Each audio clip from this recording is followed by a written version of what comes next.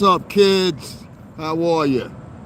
How the hell are you? Hold on, let me get everything in focus here. Everything shit. What's going on, guys? I know I haven't been here in about 2 days now. Took a little break. Sometimes you gotta do that, but I left some minute clips up so you guys can check those out if you haven't checked them out already. I talk about the incoming problems we're gonna have with resources in this country coming up. But not even coming up, shit is happening. You got people now there trying to get shipping containers on the sea, you know. And I always speak about shipping containers because you know you guys have an LLC now for a shipping container business. So the funny thing about it is the freight costs have increased. Well, months ago, a lot of these guys were paying maybe $5,000, $6,000 for the freight to reach the United States or somewhere in the Caribbean, especially coming through the Panama Canal. And we knew the problem they had down there. Now those prices have increased on the freight ships, them across sea to about $20,000, $18,000 a lot. In fact, it was a ship not too long ago that lost a huge ass freight of about, I think it was 88 containers. Hey, good morning, Annette. How you doing? So, I encourage you all to go, and I assure you that minute clip will give you all the information you need to know and further your investigations individually if you like to. Who's that right there? Hey, Divalicious, what's going on? So, anyway, go check those clips out. They're down below. Just hit my name if you're just first time coming to my channel, and just go down and you'll check them out. All right, so what I really want to talk about is some shit I went through and witnessed this weekend. What's going on, T-Baby G? Top of the evening to you, midday. All right, so I always highlight this all the time, and I know it sounds weird to you guys, but I always highlight like I'm at this weird age, and I have friends at this age, and many of y'all have friends at this age that, like in the scope of a demographic, right? The scale of a demographic as far as age, we consider ourselves in this little, like, I don't know if you want to say area of space, but it's a weird space, and I think it's going to be discussed more and more as time goes on and progresses, where it's like, I'm the youngest of Generation X, but I'm the oldest of the millennials, you know?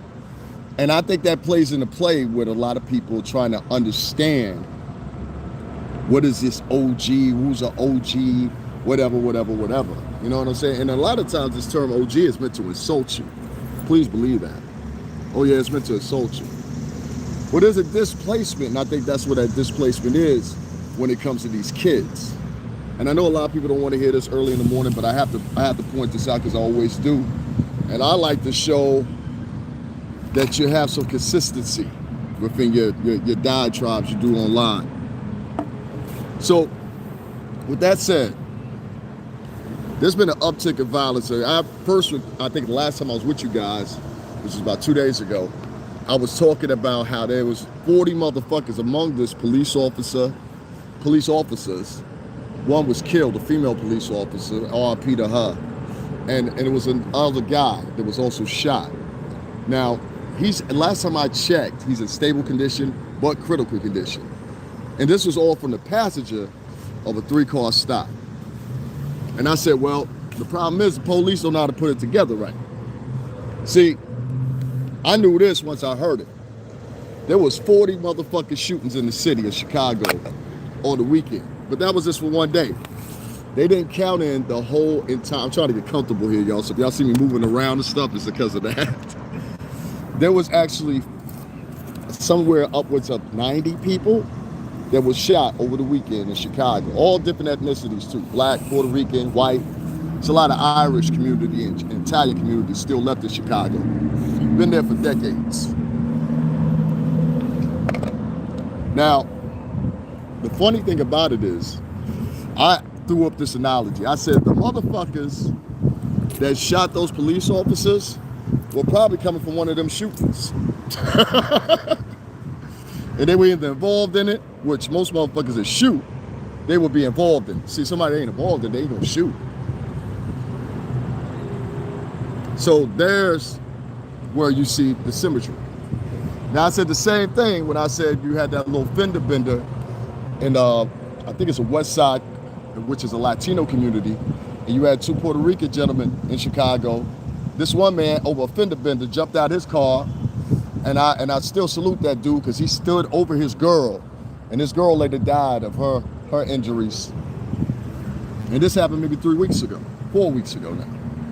I reported on that, all over fender bender. So this happens in all individual communities in Chicago. Let's not get that messed up. And the whole demographic fits into one. City of Chicago violence. Now this ain't the first police officer that's been shot out there. This is his latest incident. A lot of people will mistake the latest incident with the totality of the problem. The totality of the problem comes from the Midwest. It's easy to assess guns right there. You got Texas right downstairs. You got Detroit right there. You got all the legal shit that comes in from Canada from that end of the border, which has been happening probably for about the past 50, 60 years. You got a lot of little small countries up there by Detroit and outside Detroit, you know, that lead into Canada. There's all those small peninsulas and all that shit, even within Detroit. I've been to Detroit before. I know Detroit, Michigan very well.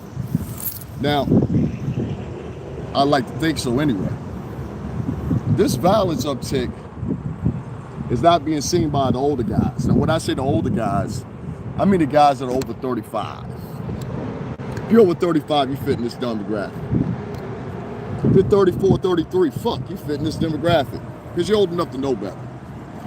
And if you profess on camera or profess to anybody else, oh, no, I ain't that old, and that supersedes the diatribe of the conversation, which is the fact that you are mature, then we have a whole different other subject to touch on as well.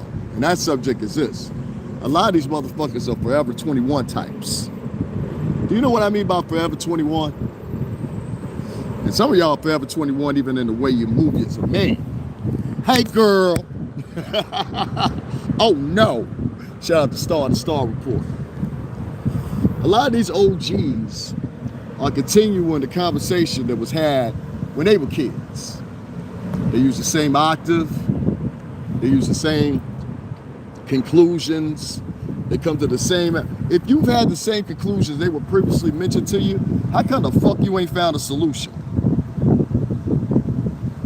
I'll say that again for you. A lot of this is resurfaced rhetoric, old rhetoric. Now, all different races do it, but I'm particularly talking about Black and Latin rhetoric.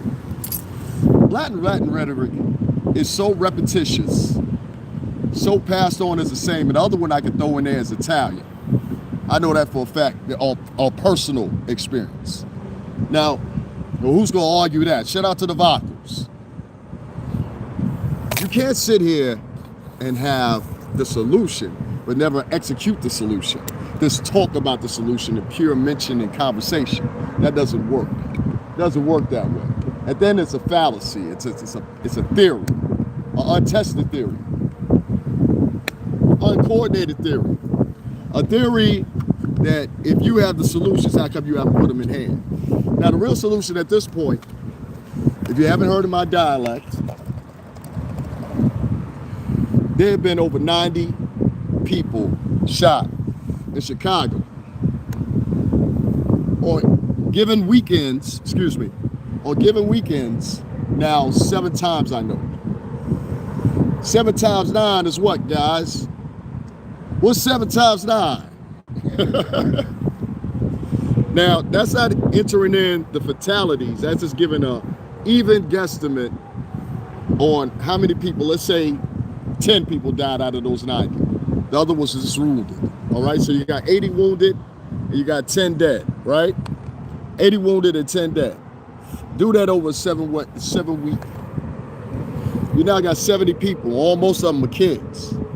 See, you're not even replenishing this point because so many people, and this is why I talk about this, so many people have had children when they were 13, 14, 15. You understand what I'm saying? This is not to shame you, but a lot of y'all have made a decision, especially the women, since they have had children at such a young age, and mama got to get a groove back. They've decided, they said to themselves, you know what? This is what I'm going to do. I'm going to get my tubes tied. I'm going to go on this type of contraception, or I'm going to go on this, or I'm going to do this. A lot of women don't even talk about that in the dating field. You have to date them and then find out later. You know? That's why I make no mistake telling the woman when I talk to her, yo, I have intentions of having children. I don't have children, I want children. And if you're not with that, then we should just split right now. We shouldn't even further this conversation. This is what you see as a dynamic. It gives a propulsion to this violence. Now, the violence is equally shared whether you're at a country music concert in Vegas on the Mandalay Bay Hotel room, and you shoot 500 country music festival goers, or you walk into a grocery store in rural fucking Colorado and start shooting it up, or whether you Tyrone and Naquan down in Florida to decide, hey, you know what, I really don't like this rapper. So what's our best thing and best option to do? Oh, I got it. Let's take 3 of us, let's go get our other man and come back to the club and just randomly shoot motherfuckers. Oh shit, we got 25 and 3 are dead.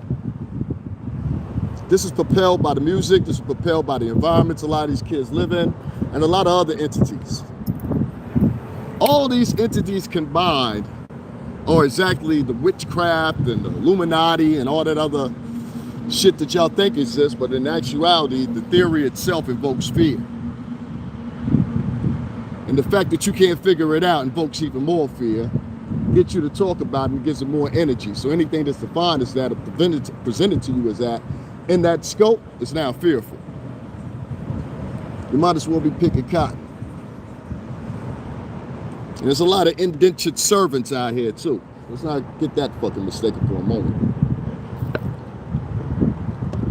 I've always, and as you guys know, whether it be my little history in the music industry or whatever, I've always implored to people, get your own. This country is ran by people that run their own businesses. You don't believe me? Go talk to Jeff Bezos. Oh, what it would have been to have a talk with Steve Jobs, or, all these other notary people. Or I want to sit and have a conversation with Ben Carson. He's a neurologist, the top neurologist in the world. What would it have been like to have a conversation with these people? You see what I'm saying? What would it have been to take some of their ideas? And I'll say to you this much. If a lot of people sit back, and this is what a lot of O.Gs don't realize, they're making their mistakes. If you sit back and glorify or utilize ratchet behavior to get ahead, then you're part of the problem. Now, every now and then there's some backyard suggestions that need to be had. I do believe in that.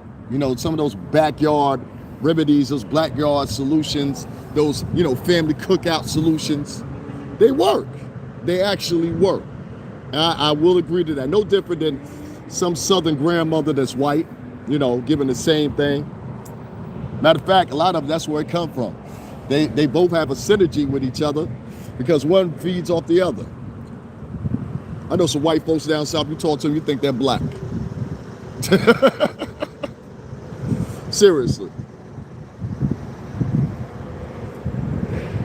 I'll tell you this much right here. This OG fashion, old-fashioned, regurgitated fucking information, regurgitated solutions, and I'm not using everybody involved, but I'm just saying there's a lot of guys. Yeah, excuse me, I got heartburn like a motherfucker. That's why I'm sitting there doing that. Ooh, do not eat those fucking, listen, fuck McDonald's. Do not eat those little sausage biscuits. Shits are the devil. Oh my God, I got mad heartburn. I'm sorry, y'all, that's disgusting. But one of the problems is the O.Gs that they have out here, they come with these solutions that are old, regurgitated information, regurgitated solutions. We gotta come together. Man, you know how many times I heard that phrase in my whole entire lifetime? And I only been on Earth for a long time. How many times have you heard that? We all, if they came together, you're not gonna come together. Even if you was in Africa, you wouldn't come together. You're all from different tribes. You can't see the distinct differences in your faces. It should stick out to you by now. I can. So even if you was in Africa, you wouldn't get along because you're all from different tribes. And 9 times out of 10, it was an overpowering tribe that took hold of both of y'all. But in reality, you was already beefing with that tribe. Said the case be in Monrovia, ex-President Monroe's colony. U.S. President. President Monroe. Look him up, Monrovia. Look it up. Look it up for yourself.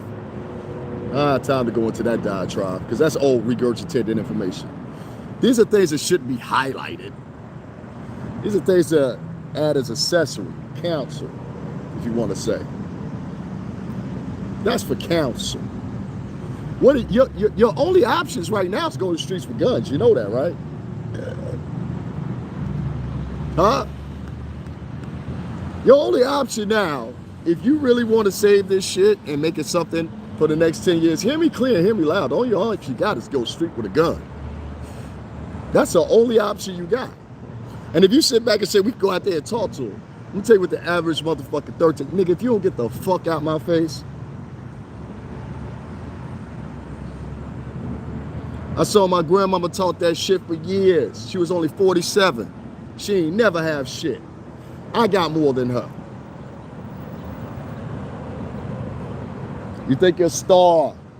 I never use my star to talk to kids. I've got kids that'll come back and tell you to your face, and I can bring them on camera. And they'll tell you, for the time they were probably like, I don't know, 10, 11 years old, up until the time they were 20-something years old, I was around them in some facet or another. And even some of them, and they'll tell you this, after I dated their mamas, I saw them later on in life after I stopped dating their mamas or whatever the situation may be.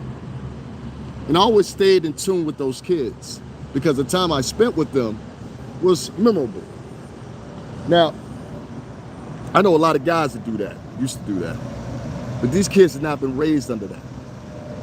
These kids have been raised by Soulja Boy, 50 Cent, and lots of other cast of niggas that almost got murdered and murderers. It's reality. This is where you're at. The only way you gonna stop these little motherfuckers, I'm not saying you gotta go out and commit mass genocide. I'm not saying that. And I'm not Hitler. What I'm saying is to you, these niggas shoot. All right? And there's an old analogy, don't bring a knife to a gunfight. Now, in my opinion, I don't know about yours, but if a motherfucker's first option back in the day was to fight, and now your first option is something sound peculiar, I'm paranoid schizophrenic, let me shoot. That's the odds you're up against nowadays. That's the odds you're up against nowadays. And whether you don't believe it or not, ask 90 of the motherfuckers that got shot in Chicago and see what their conclusion is to you. There's a brother in Michigan right now, Milwaukee, excuse me. Brother in Milwaukee right now, and I'm gonna cut up, because I watched the whole diatribe of his videos, and he's got the right idea. At first he was going under New Black Panthers, then he started going under Black Lives Matter, and I don't know what he's doing now, but his initiative remained the same. This brother about 6'8". And what's remarkable and odd is, he had this one video out just recently where they had to go into an Asian nail salon. In the name of black women, keep whole, keep whole.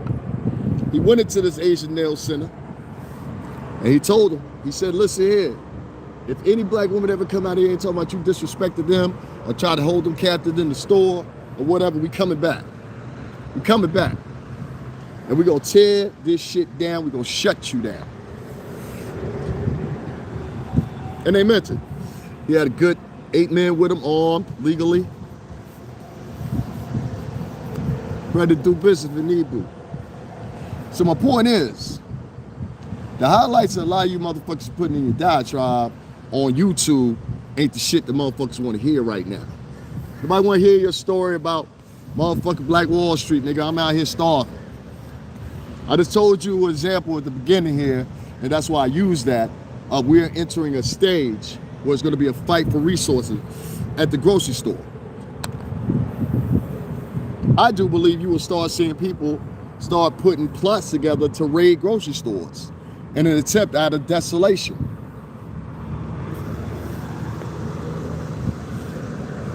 That's what I believe. I believe that's where we're headed. And if you didn't hear me earlier when I described it, I have a video up, and it says the fight for resources has begun. And I predicted this. People that follow me all the time, I've been talking about this probably for about 3 weeks now. I'm very good at predicting things because I'm seeing trajectories or projections, however you want to put it. I'm very good at doing that because I worked in the marketing department. Now, I sell records for Bad Boy Entertainment. You know what I'm saying? So it's like, my former boss is now almost a billionaire, successful in multiple companies. You know what I'm saying? But a dumbass, but a good guy at the same time. But a dumbass sometimes. Fucking dumbass. Dumbass, good guy, but a dumbass. This guy and many others are success stories. So working in marketing, you learn that projections are everything. And what I'm seeing right now is companies are deciding because of freight costs and shipping containers and getting them to the States from whatever country or whatever. You know, people still don't believe we get most of our shit from foreign countries. The top products, most of them in this country come from other countries. So the top products, oops, sorry guys. The top products that we do have in this country right now, I'm sorry. I'm using like a piece of shit.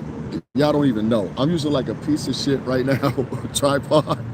But it was the only thing they have. I ain't gonna show y'all this motherfucker. It was all they had to get the job done, so fuck it. So the freight costs are the issue right now, and the paramount topic of conversation, because 7 months ago, 8 months ago, from what words are saying, the typical freight would have been $4,000 to $5,000 per lot coming in per cubicle, delivered to your store, grocery store. Most grocery stores do it in cubicle inch versus in cubicle inch of weight.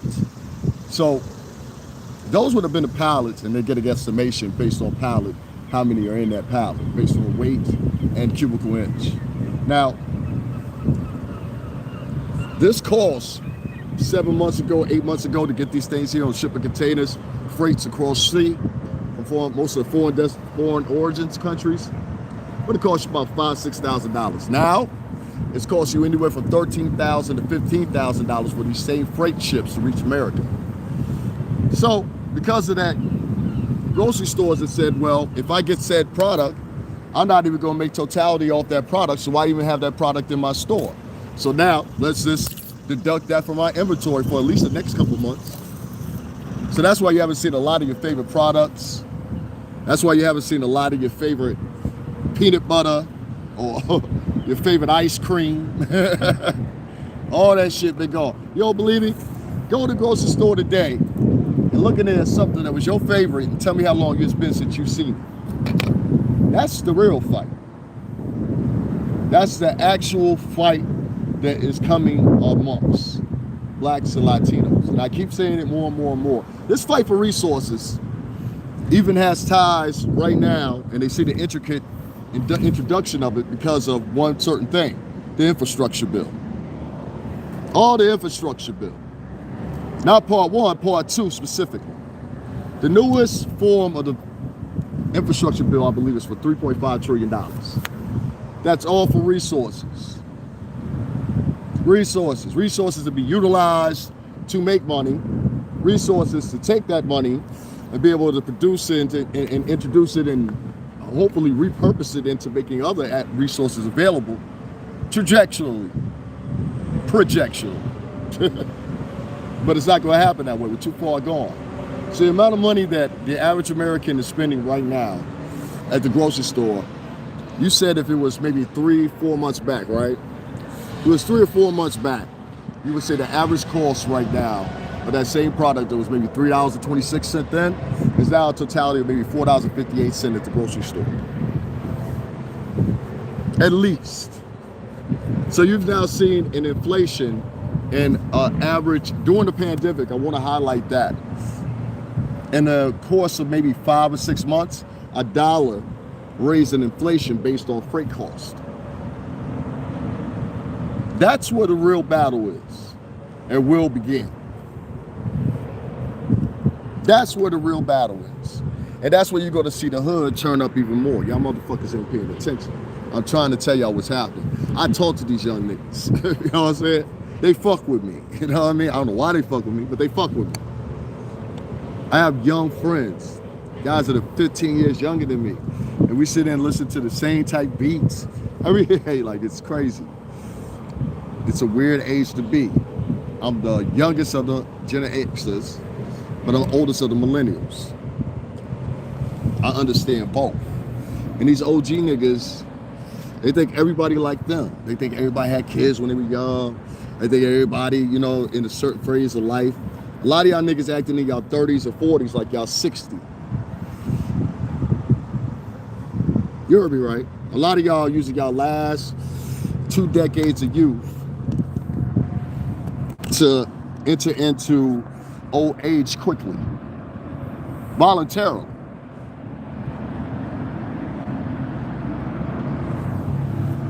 And that's why y'all have so much of a distance, mentally anyway, from the younger crowd. It took too long trying to be their friends, and they saw through that shit. You know my friend. My friend so-and-so, his dad didn't act like that with him. A lot of these kids wanted no more than a family dynamic growing up. Do you know what I mean by family dynamic? If you don't, tap into when you were 10 years old right now. That was the time that you started recognizing shit. That's the time you started recognizing shit. If y'all wondering what I'm doing, I'm putting shea butter on my face.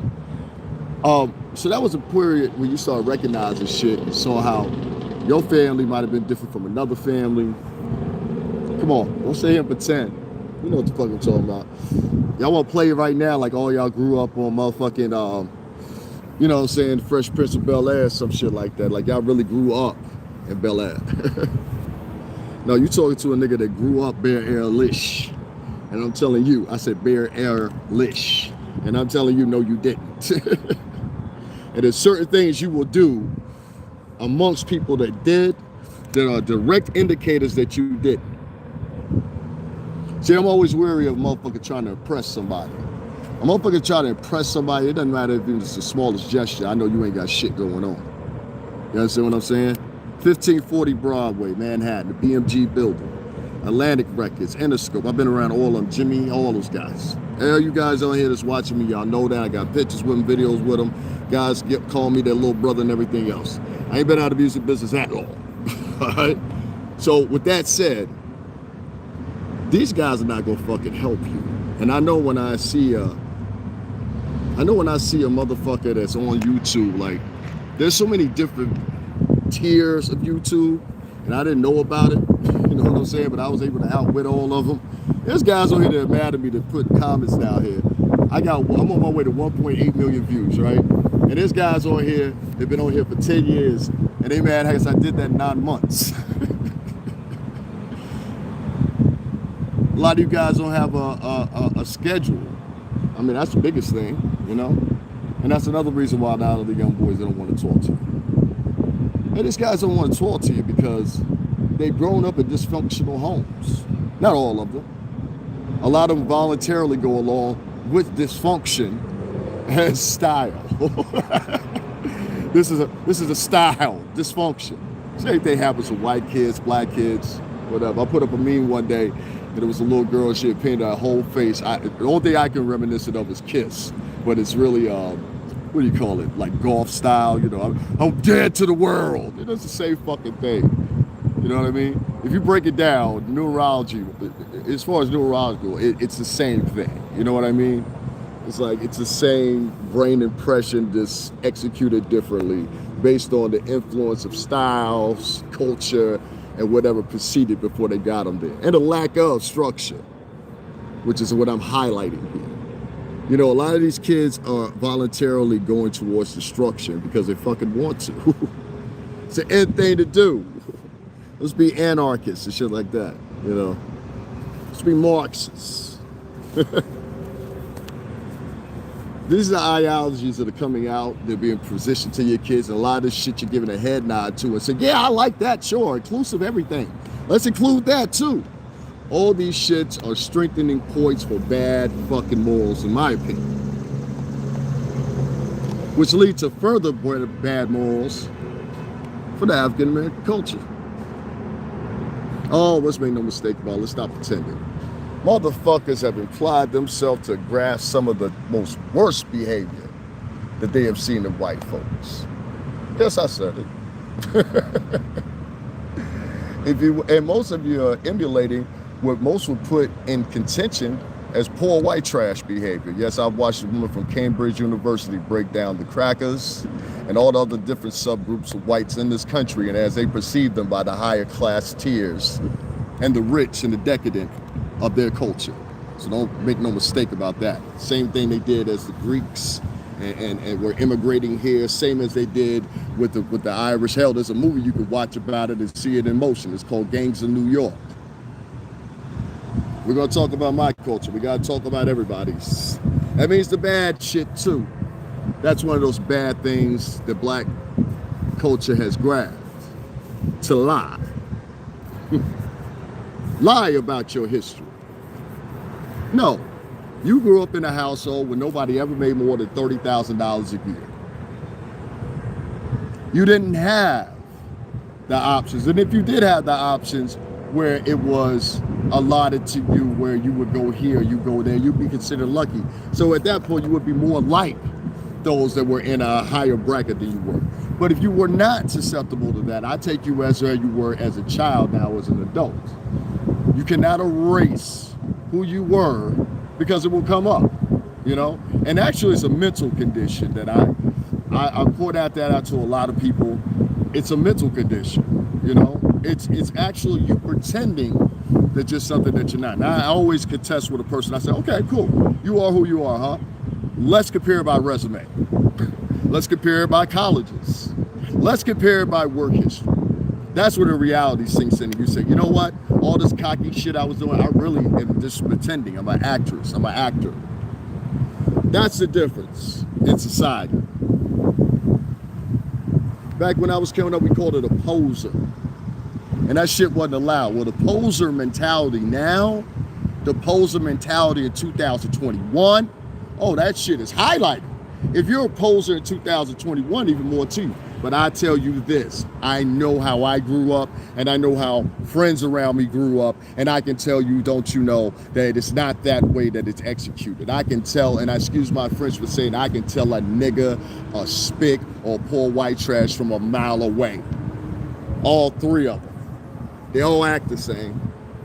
If you watch them, they all got the same attributes. It all revolves around envy, jealousy, passive aggressive, microaggressions, etc., etc., etc. They're all three in the same. In fact, each of them, like the succubus that they are, they leech off of each other. They have to. You don't believe me? Where the fuck you think Kevin Federline came from? Kid Rock. Kid Rock was a rapper before he went rock. Now he's throwing up Confederate flags. You know what I mean? So the worst attributes of people, black, Spanish, and other minorities, have now grasped onto. But in this country, historically, as I've heard now from a Cambridge University professor, I have heard now reverbalized on Forbes, I've now heard reverbalized on the UN, having a discussion about it, about the different class systems of whites that actually immigrated this country. When you take the worst attributes of a culture, it always is highlighted. Same thing goes vice versa for blacks. Blacks made millions, if not billionaires, that we have now. Jay-Z, Nas is a billionaire, Puff's a billionaire now. I mean, shit, they don't force Fortune 500, some of them for 10, 15 years now. Dre, I can keep going on. LeBron.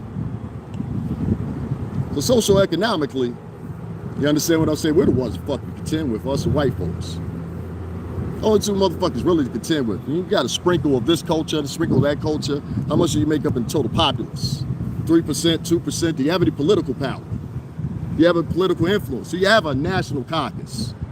See, those are things that matter. So all that head up in the air shit, that shit doesn't matter. That shit doesn't get laws changed. That shit doesn't make your motherfucking electric bill cheaper. These are all fortitudes of what they use to complete society and keep society rolling. There are U.S. senators that are jumping on board right now talking about the newest U.S. immigrants are nothing but the new slaves. I've heard this revitalized now by 4 different U.S. senators, Southern senators. There are people right now with guns at the U.S. border between Texas with guns, regular citizens that they have deputized to stop immigrants from coming in this country. It's wild, wild motherfucking West. Yeah! Down in Texas, talk about let's relocate to Texas. No, you can keep that shit.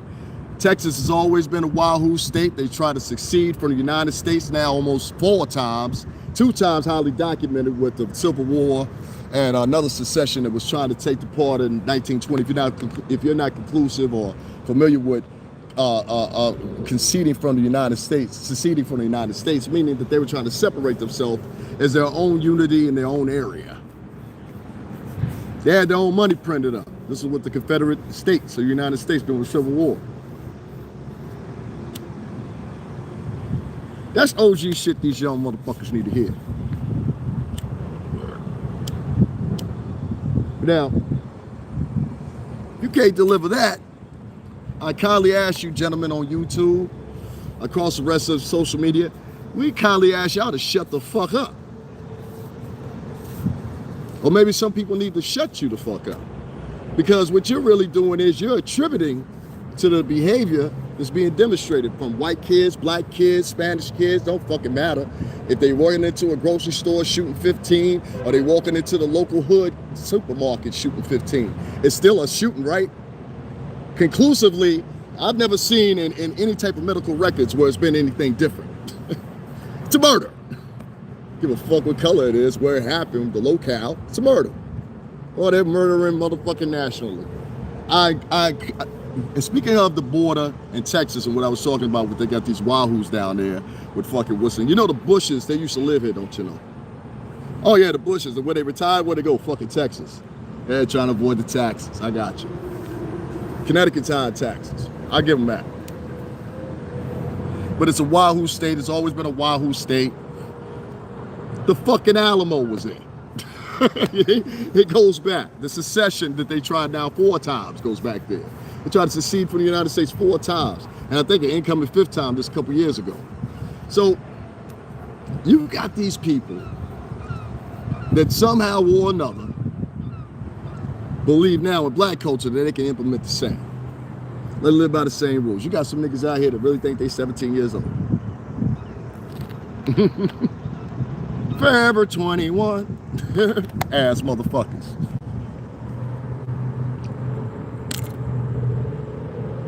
Talking that cool shit. I don't talk that cool shit. Niggas, because I know them same young niggas that fuck with me, they would look at me as like a stupid. I talk to them the regular way I talk to them. Yeah, there's still some goof here. It's a lot of it. But I ain't your age. And if I act your age around you, what's going to automatically happen, if I try to act too older than what I appear, what's going to happen is you're going to get bothered by that. And once you're bothered by that, you're not going to want to fuck with me no more because I make you feel uncomfortable. See, this is all part of psychology. This is going to be a long live, so I hope y'all walking with me. Please fuck with me on this one. The last OG. Some will get it, some won't. Some will get it and some won't.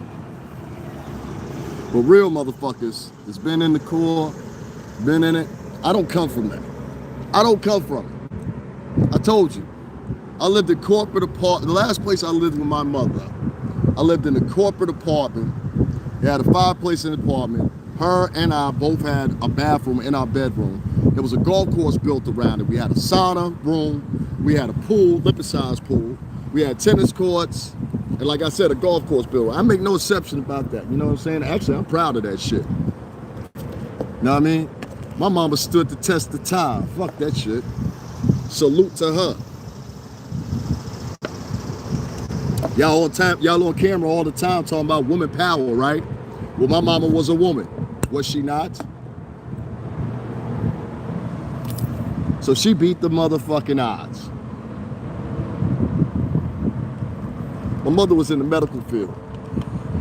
So that's why I always, it still is, but this is why I always make witness, and when I speak of things, I speak of them with demographics, I speak of, you know, things in proportion of what it be. I'll give you another example here about how resources are actually the cause of what you see going on right now. A lot of people think that everybody's life was just regular because they somehow endured the pandemic and they actually lived past it. And we want to say to you,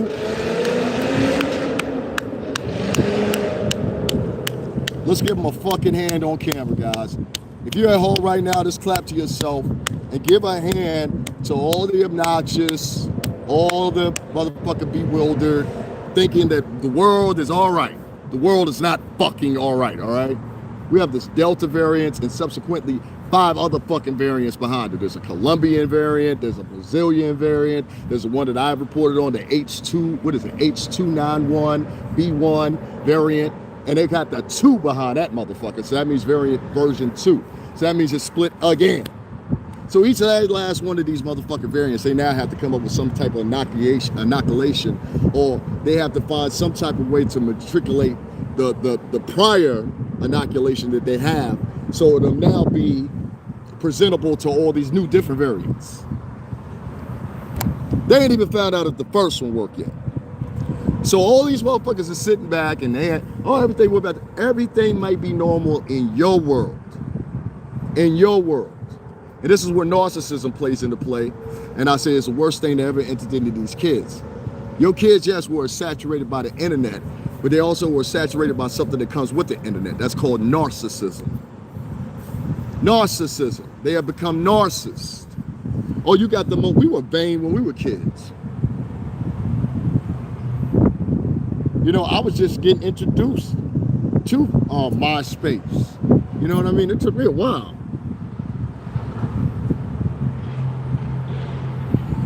And for what I know, that MySpace page is still there. Thank you, Annette. And that's it with all those variants. It's now the monkeypox. Davin, the female officer just saved an infant weeks prior that was shot in the head. She drove the baby to the hospital and her patrol car saved the infant's life. You see there? And then she was mentioning, that's about the, what's the name? And I was talking about the female police officer was killed. Thank you, Annette, for writing that. Yeah, and that said, with all those variants, we got damn sure we're gonna have something that's a monster. We're gonna have something that's a monster. So, if you don't know, included in the second half of the new presidential, I want to say, submission, because if it don't pick up enough momentum of one motherfucker, but this is in part 2. Now, part 2.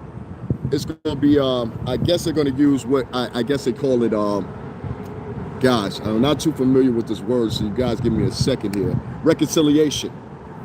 They're going to use a reconciliation option, and they're just going to pass it. We're going to just being Democrats and having control, which I could dig, but you got to look back at the premise of what this actual second portion of the bill that's actually getting passed is about. It's a prevent poverty bill. And it's particularly pointed at Black and Latino neighborhoods. And what the theory is, theoretically and projectionally, all right, is that this will be the conclusive end of poverty. Yeah? Well, I know other countries that have tried this and they're in worse means. India, Africa, many parts of Asia. Oh, see, they don't tell those stories. A lot of our immigrant brothers and sisters that come over here with tan skin, they'll differentiate themselves from you in an attempt to do the same thing that the English colonizers taught them. Such as the British West Indian Tea Company that was formed under colonization. Y'all keep that to yourself. Don't tell Mouse. This don't mean going back and tell everybody. No, what it means is, it's quite simply what it explains is this. Colonization has happened once again. It's happened this time via your motherfucking internet screen. Oh yeah, make no mistake about it. Your kid's being colonized on the internet. Y'all didn't peep it? Oh, I forgot. Y'all ain't been in the music business and all that shit. Let me explain to you. See, when I was younger in the music business, I would have never picked any of this shit out. It actually took God, intervention from God, something bad happening to me, which I'm still fighting my way out of this shit, but we getting there. You know what I mean? I need somebody to hire me back in the media, and then I'm back into my motherfucking spot. Smooth sailing, baby. Woo! You know? The internet is another form of colonization. And I'm gonna tell you how. Every Sunday, yes, every Sunday, the slaves, whether they had picked the 8 o'clock at night in the summertime, because it takes a long time to get dark down in the South. So whether it got dark until 8 o'clock at night, 9 o'clock at night, whatever, those slaves were out there picking because they could see and they were operable. So on Sunday morning, they have to go to church, no matter what happened on that Saturday. In fact, most of these masters believe you work them harder on Saturday, so they'll praise it and appreciate it more on Sunday. You've been good Christians. Indoctrination is the word that we're looking for here. Indoctrination. Indoctrination. Okay? Write that down if you haven't. Indoctrination is what these slaves were appealing to. And that particular Sunday morning, and that particular sermon, and it just wasn't here in America, it was in the Caribbean too. That particular sermon led and was a foundation for all those slaves doing that hard work all 6 other days of the week. The ever mention of Christianity purported on them in the way and distributed to them the way it was. And it was the same thing in the Caribbean. Let nobody from Cuba, let nobody from Jamaica, let nobody from any of the Caribbean islands, don't let them tell you anything different. Huh? Don't let anybody from Canada tell you anything different either. They mostly are immigrants from Europe and fucking what's the name? That's why the French comes in. Huh? Sans prix. So let's not get that fucking confused. They implemented that everywhere that they colonized, whether it be the British, whether it be the Dutch, whether it be the French, whether it be any set of Europeans. They implemented the same indoctrination. Now I'm going to tell you how this indoctrination has extended and been repurposed. It's been repurposed on the internet by certain entities. Not all entities. This is not a government conspiracy theory, because if it was, you wouldn't have senators talking about cancel culture now. Okay? So if it was something devised in the grand scheme, you know, like all those, you know, Alex Jones type motherfuckers that be online, then they wouldn't be complaining too. I can rest assured tell you that, okay? So this is not a grand scheme convented by them.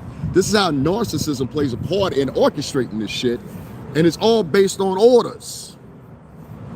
See, most of these kids have been saturated with the internet. Most of them have been saturated while you see them running around with colored hair, because what they're really trying to exploit to you and give to you is, we're the Rugrats all grown up. You don't remember the Rugrats? These kids grew up off the Rugrats.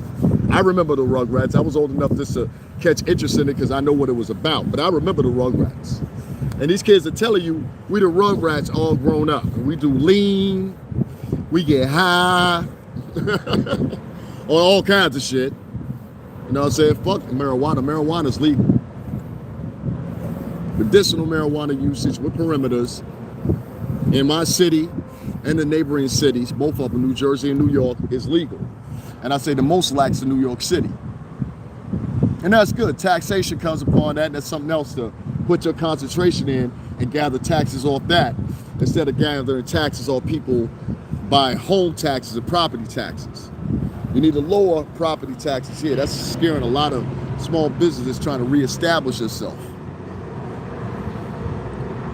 The problem is, with this new indoctrination that's happened via the internet for years now, is that you have not been monitoring every piece of it, but they have.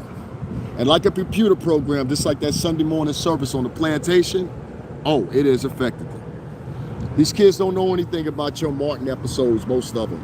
These kids don't know nothing about your Different World episodes, most of them. They damn sure don't know about the Cosby Show, because they took that shit offline as soon as Bill Cosby got motherfucking nabbed up.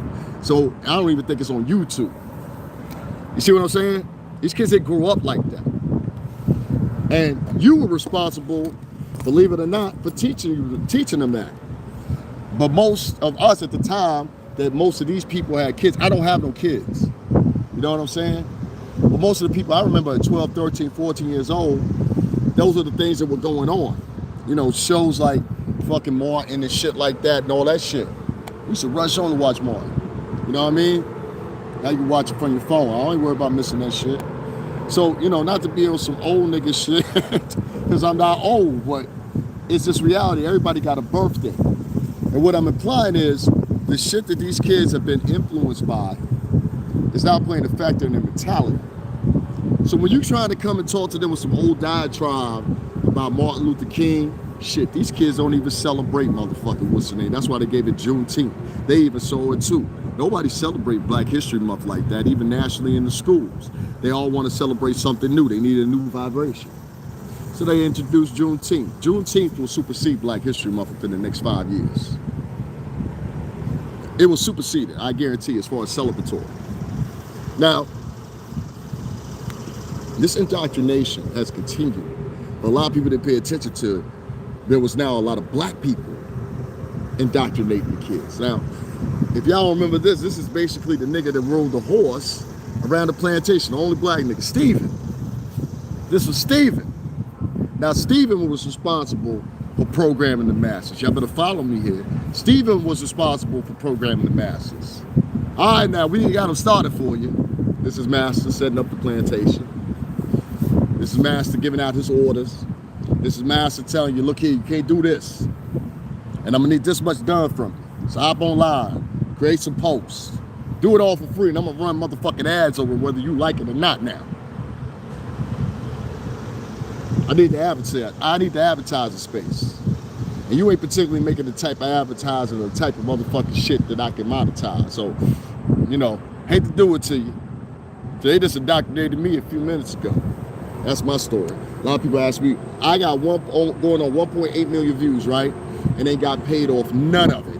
And the reason I don't get paid off of it is because I come here and talk the way I talk to with y'all, authentic. You know what I'm saying? That's why I press for motherfuckers to donate and shit like that.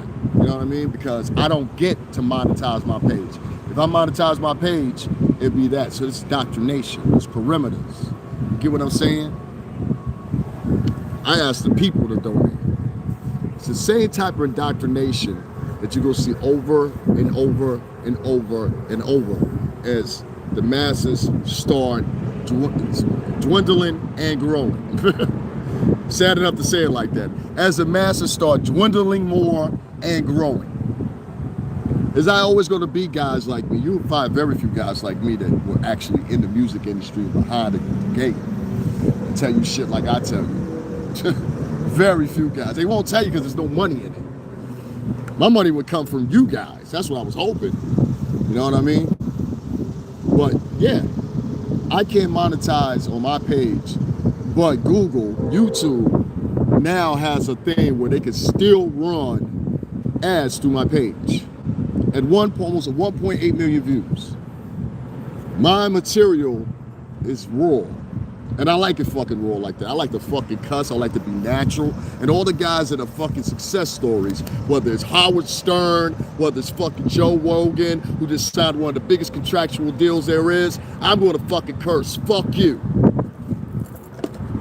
This is New England. We curse. Not every fucking where, but us on the shoreline, we curse. So sorry, YouTube, if you can't monetize my page. Boo-hoo, because I can't have a fucking puppy dog commercial run through my shit. Fuck you. It's a damn shame that YouTube sets up perimeters like that where you can't utilize your page. But some of the pages that are monetized, oh, we've got guys with pages about guns. If you're an avid gun collector, you can monetize your page. So let me get this straight. You can run ads and collect revenue in double dosages because you have a gun page. Or you have a page that's prioritized to whatever type of riff-raff joke you have for the month. Let's do the cinnamon challenge. Throw cinnamon up your nose, halfway choke to death and asphyxiate, and fuck it. We'll keep running monetization under that. I had to get that pointed out from another YouTuber. I forgot what his name is, Jesse something. I'll put his name in the description, but Jesse hit that shit right on the note. You're letting the people that do the most idiotic, dumb, dangerous shit, you monetize with them. But the people that are delivering actual messages and getting actual views, you don't want to fuck with them. All right, so I'm gonna do the booger challenge, all right? I'm gonna pull a booger out my ass, out my nose and stick it in my ass. See how many views that gets. Hey! This is what I talk about when I say indoctrination that has been happening to children for probably the past, I don't know, I'm gonna say probably the past 10 to 12 years via the internet. The ideology that you could do whatever, the former terminology is from Aleister Crowley, but do what thou wilt. Do what thou wilt. And based on that terminology, do what thou wilt, people actually think they can do what thou wilt. It means in all facets and circuits of society, I can do whatever the hell I want. I'm mad right now, I'm gonna go shoot up a grocery store. Somebody hurt my feelings at 12 years old. I know what, let me go to the top of the Madeline Bay Hotel and shoot 500 innocent country music wrestling goals. You know what?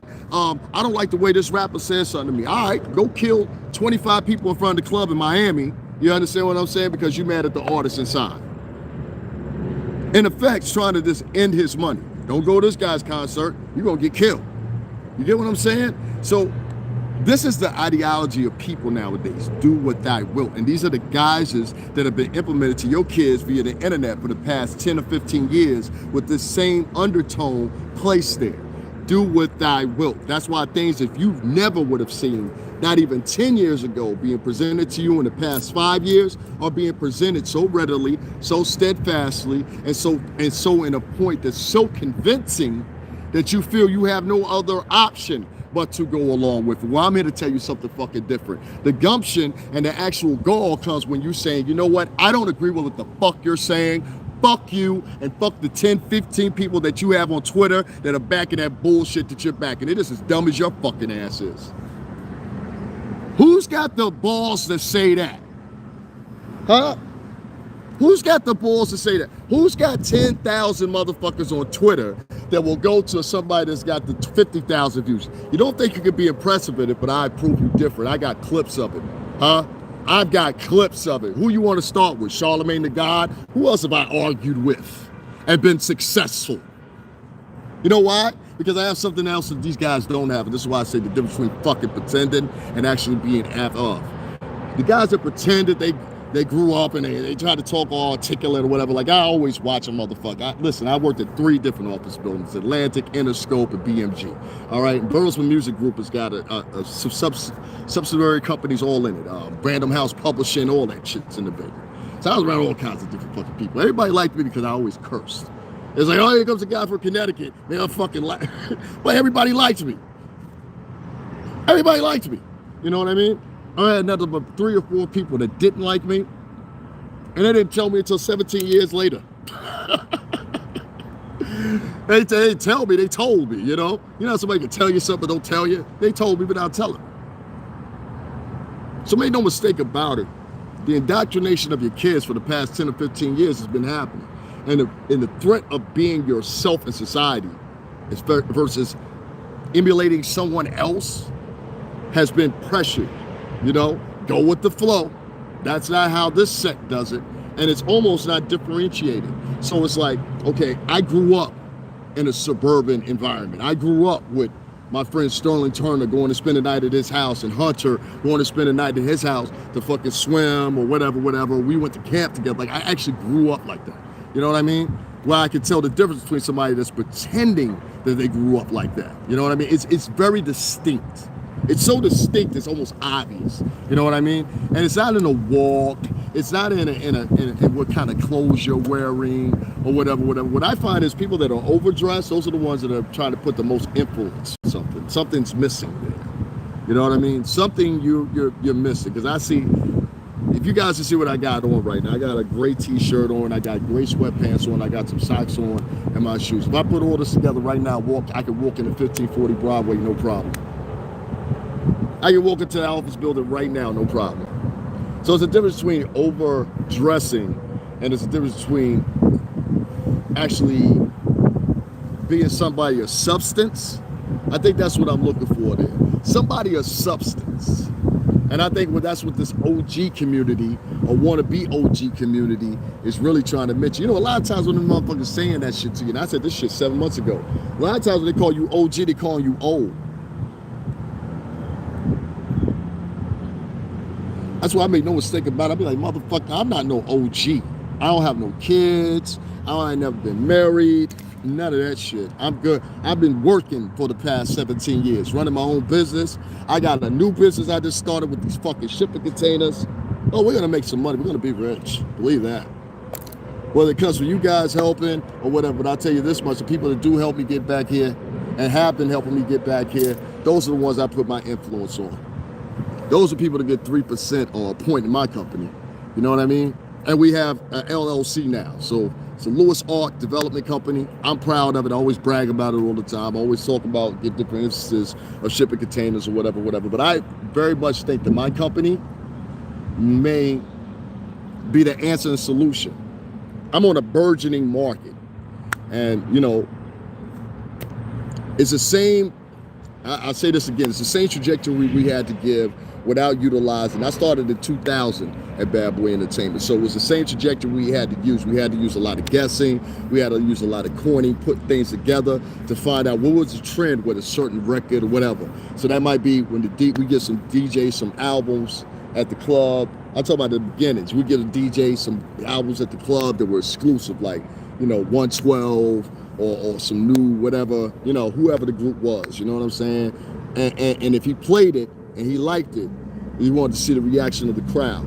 And then seeing about the reaction of the crowd, you can build off the anticipation if you've now seen that 10, 15, 20 times in some of the most premier clubs in New York. So it's very much the same type of trajectory that I utilize nowadays, where I say, okay, I see something, I do this, I utilize it with the stocks I bought.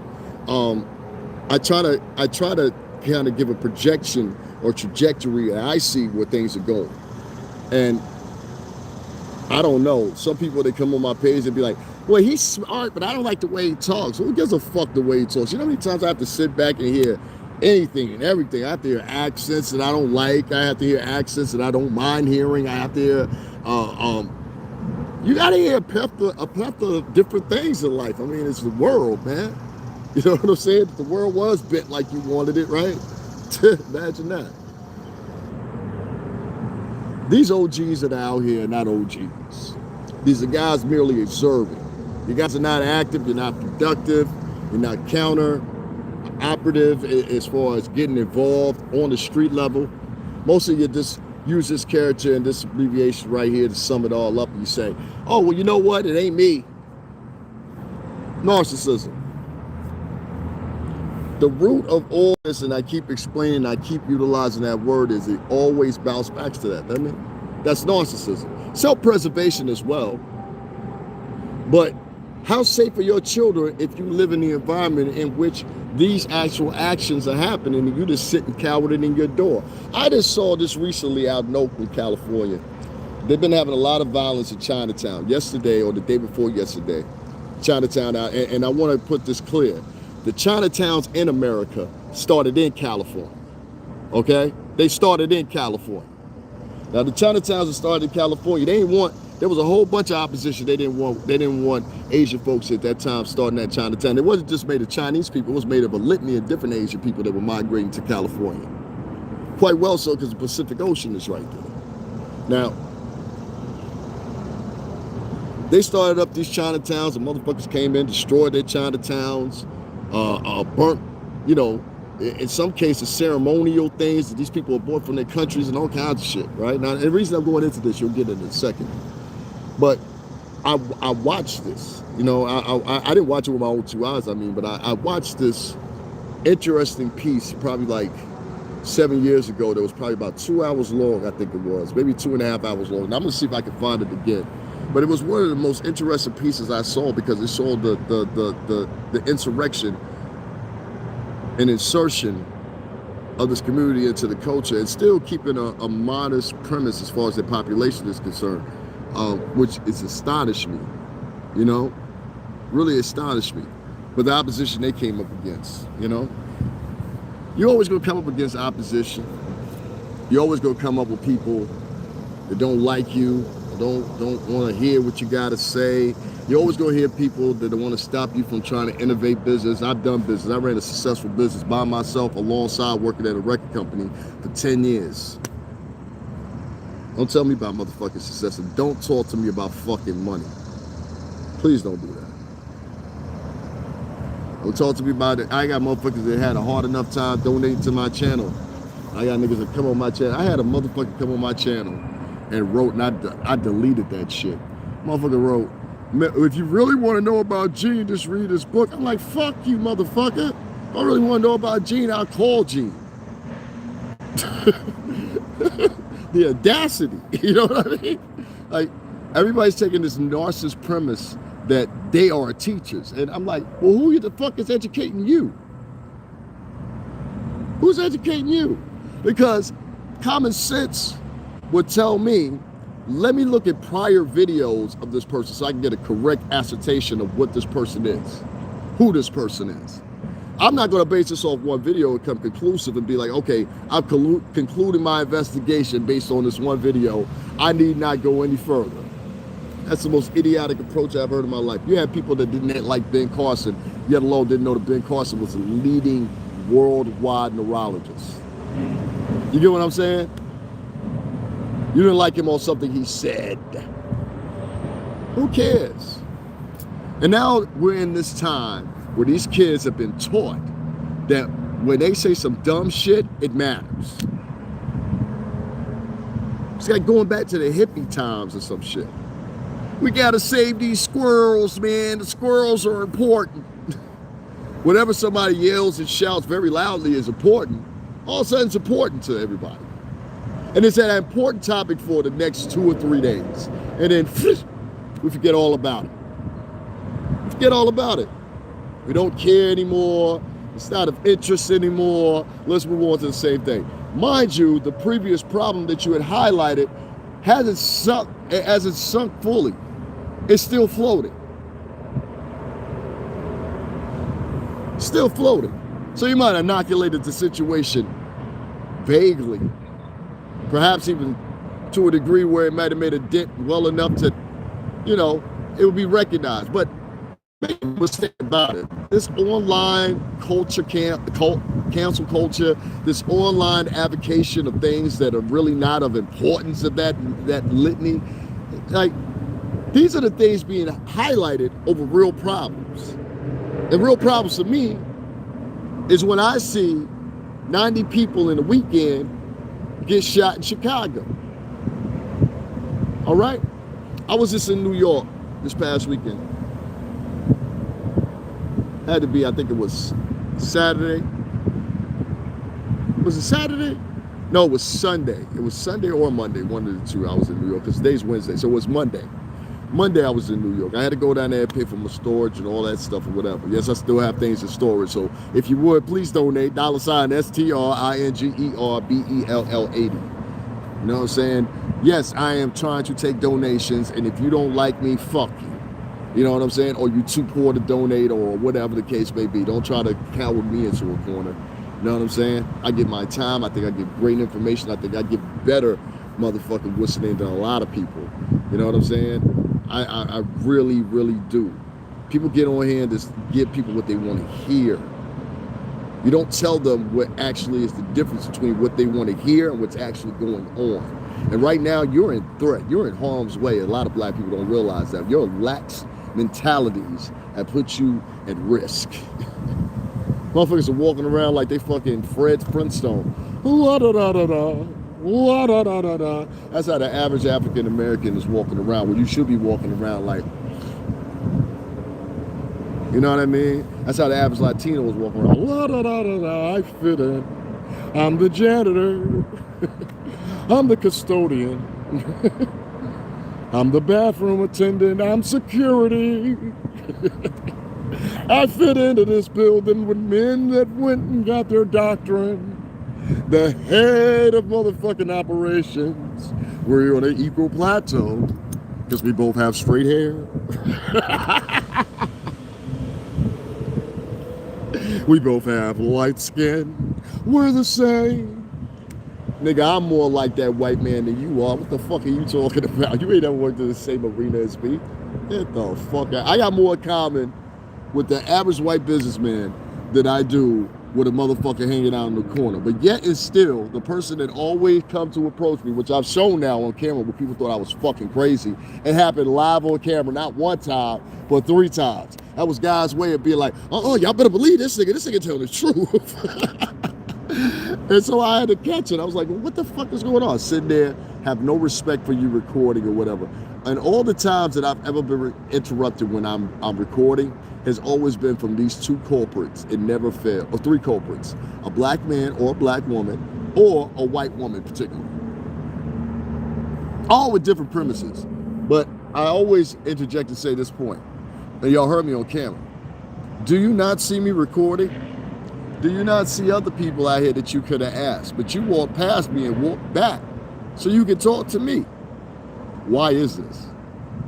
What interests me about you is what I'm saying. Wait till I'm finished, come back and have a conversation with me. I'd be more than well. Hell, we could have it on camera, make another live of it if you're really that serious and that interested. So that's why I like people's interest in Dr. Boyce Watkins. I will call him that because I like something that he talked about the other day. And I like a couple other things he's talking about. We'll see what we can do to get you your audience back. But Dr. Boyce Watkins said something that was very interesting the other day. He talked about why so many dumb people online get attention. And I will add on to that, and to the best of my may, I will say this. It's because of the indoctrination of their children that has happened probably for the past 12 or 13 years that you paid no attention to. It's the same thing as when I was growing up. They said that the mall was the babysitter.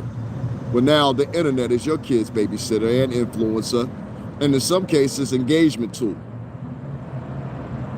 Socially and otherwise. Your kids are more easily influenced by something a motherfucker that's a stranger in Kansas or Wyoming wrote on the internet than they are by you. In fact, that stranger that wrote whatever they wrote in Kansas or Ohio or wherever the fuck they were, they're able to influence and even direct your kid more than you are. I don't care how best of a job you think you did. I tell you what, put a hidden camera on your kid, and yeah, they're available. Put a hidden camera on your kid, like the book bag or some shit like that, and see how these little motherfuckers do and why they act when they're not with you. Black, white, Latin alike. Put a camera hidden in your kid's book bag. All right, people have done it. People have done it.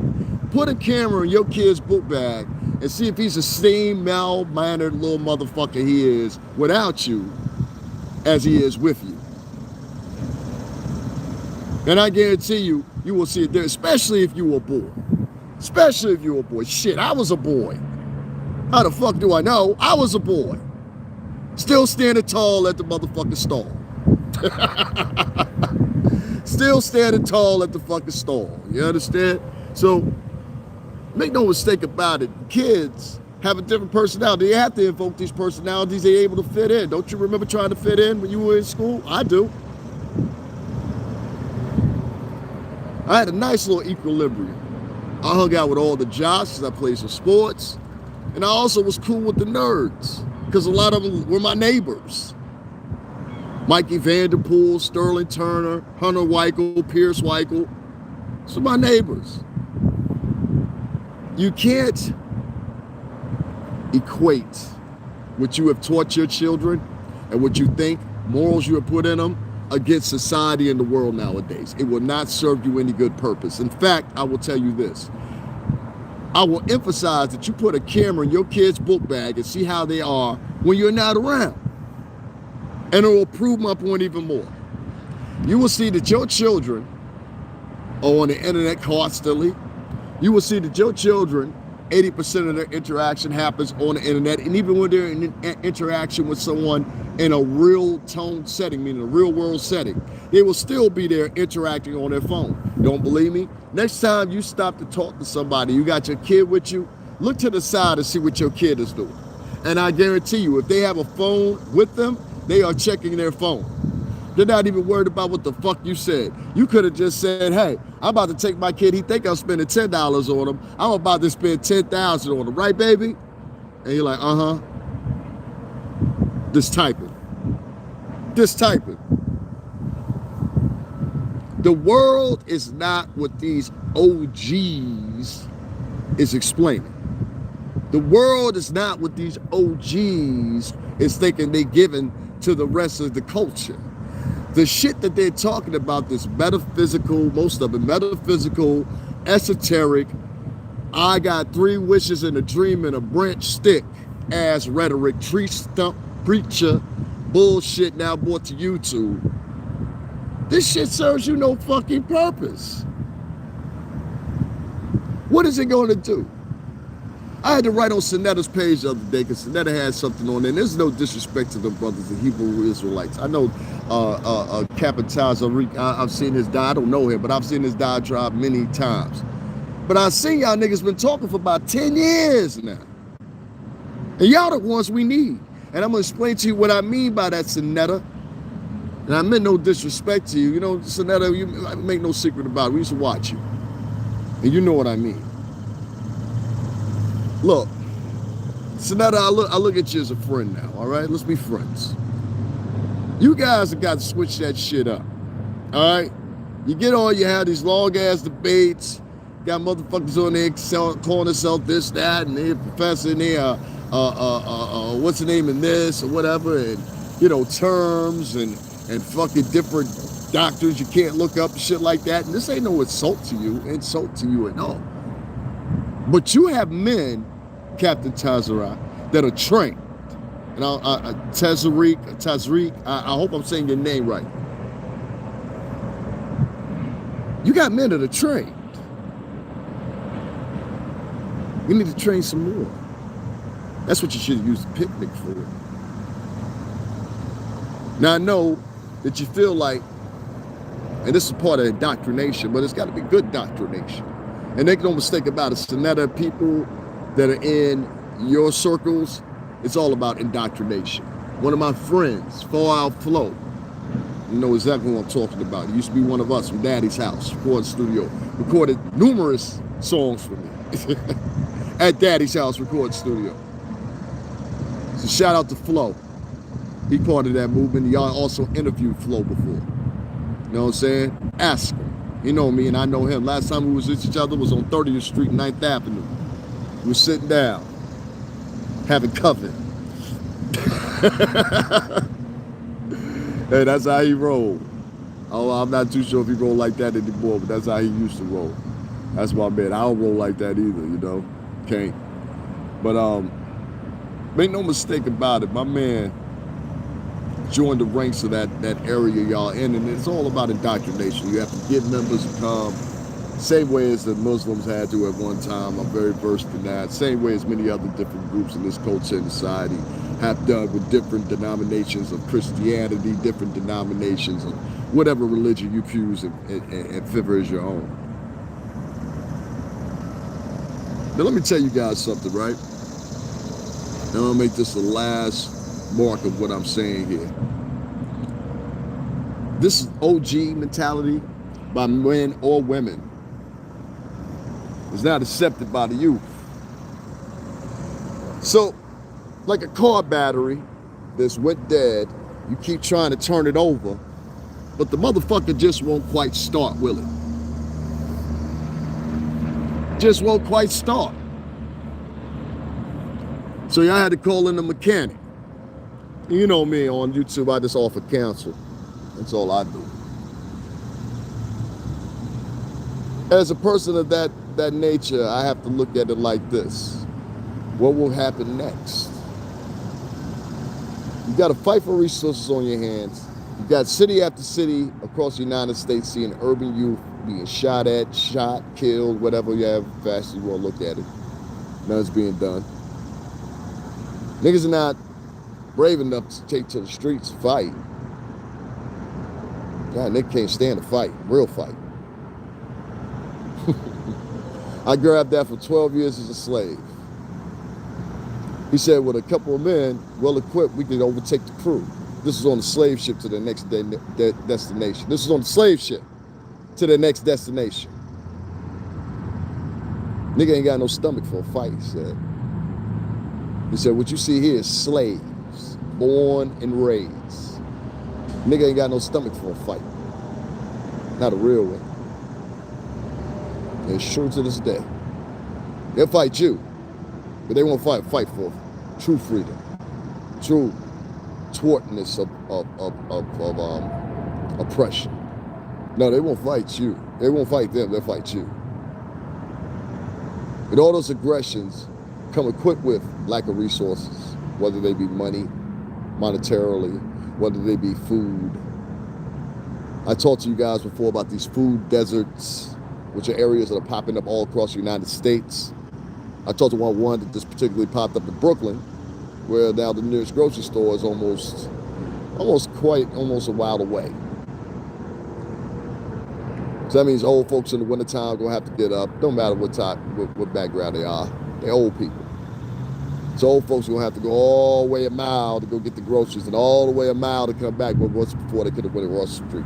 There's a convalescent home in this area. There's a convalescent home in this area that's not a food desert. And your average immigrant or people not from the area of Brooklyn are not gonna care. They're not gonna care, especially if they're young. They're not gonna care, especially if they're not from the neighborhoods. They're not gonna care, especially if they're not from the Northeast, which once again, narcissism plays into play. This is another element that's in that equation. And I'm trying to highlight these for you. The fight for resources will soon happen in Black and Latino communities across this nation. You're gonna bear witness to it. You're gonna bear witness to it. You might be even involved in it yourself and not even realize it. Imagine driving to 4 or 5 different grocery stores because one doesn't have any more meat because they sold out at 3 p.m. I want to put this in your head. Or imagine driving a mile and a half or a mile, 2 miles to go to the grocery store because, well, there's no grocery stores in your area anymore because the one that was previously there got shut down. Or the parent company decided we're going to close out, or they're under acquisition. But now you're in the mix, bitch. You're in the mix now. To the back of the bus with you, right? These are things in my trajectory and things I see projectually that are going to happen. And the more you start seeing food deserts, and I think the more you start seeing them condensely put in Black neighborhoods and Latin neighborhoods shared alike, and I mean shared intimately, you start to realize how much of an impact these food deserts are actually going to have on the culture and society. What's going on, Rain? So you now have to start looking at what's the solution? Well, there is none. Sad enough to say, unless you are willing to take a group of men, go to the street and catch every wayward kid there is, and by the numbers alone, it seems like there's a lot of them. Quite a lot.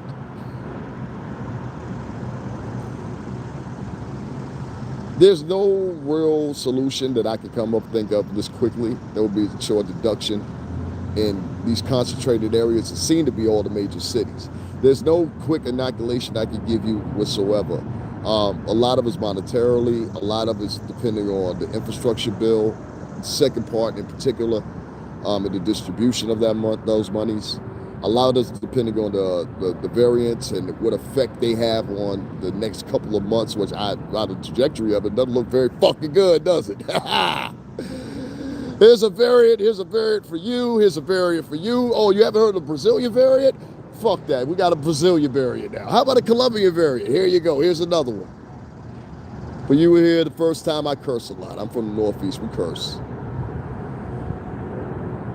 I can't imagine how many different variants are going to have to come up with some type of different matriculation for the prior or previous inoculation they have available right now, the current. So I don't know what's the end game with that. But what I do know is I don't think that this is a uptick. You know, we can all look on the positive side, and then there's sheer delusion and fake happiness. I don't do fake happiness and sheer delusion. It's just not an interest of mine. Maybe that's why I'm so popular, huh? I don't know. But what I do know is this. I know that this fight for resources is coming. In all the different cities across the United States right now that you're seeing that are in the turmoil that they are as far as the violence is concerned, including Chicago, including right here in New York City, tri-state, Jersey, New York, and Connecticut, all inclusive. And beyond that, in New England states. What you're seeing is, you're seeing people doing things out of desperation. And I know some of y'all don't believe it. I know some of y'all think I'm just rambling along here, but I'm not. I'm telling you, inclusively, there's a lot of different things that are fueling this shit. And they're all mostly from the pandemic shutting down. Motherfuckers weren't even making that much money beforehand. And even now raised to $15 an hour in many states, you would have to work 2 of those jobs. I've proven those with the numbers. You would have to work 2 of those jobs to actually survive. These kids know that.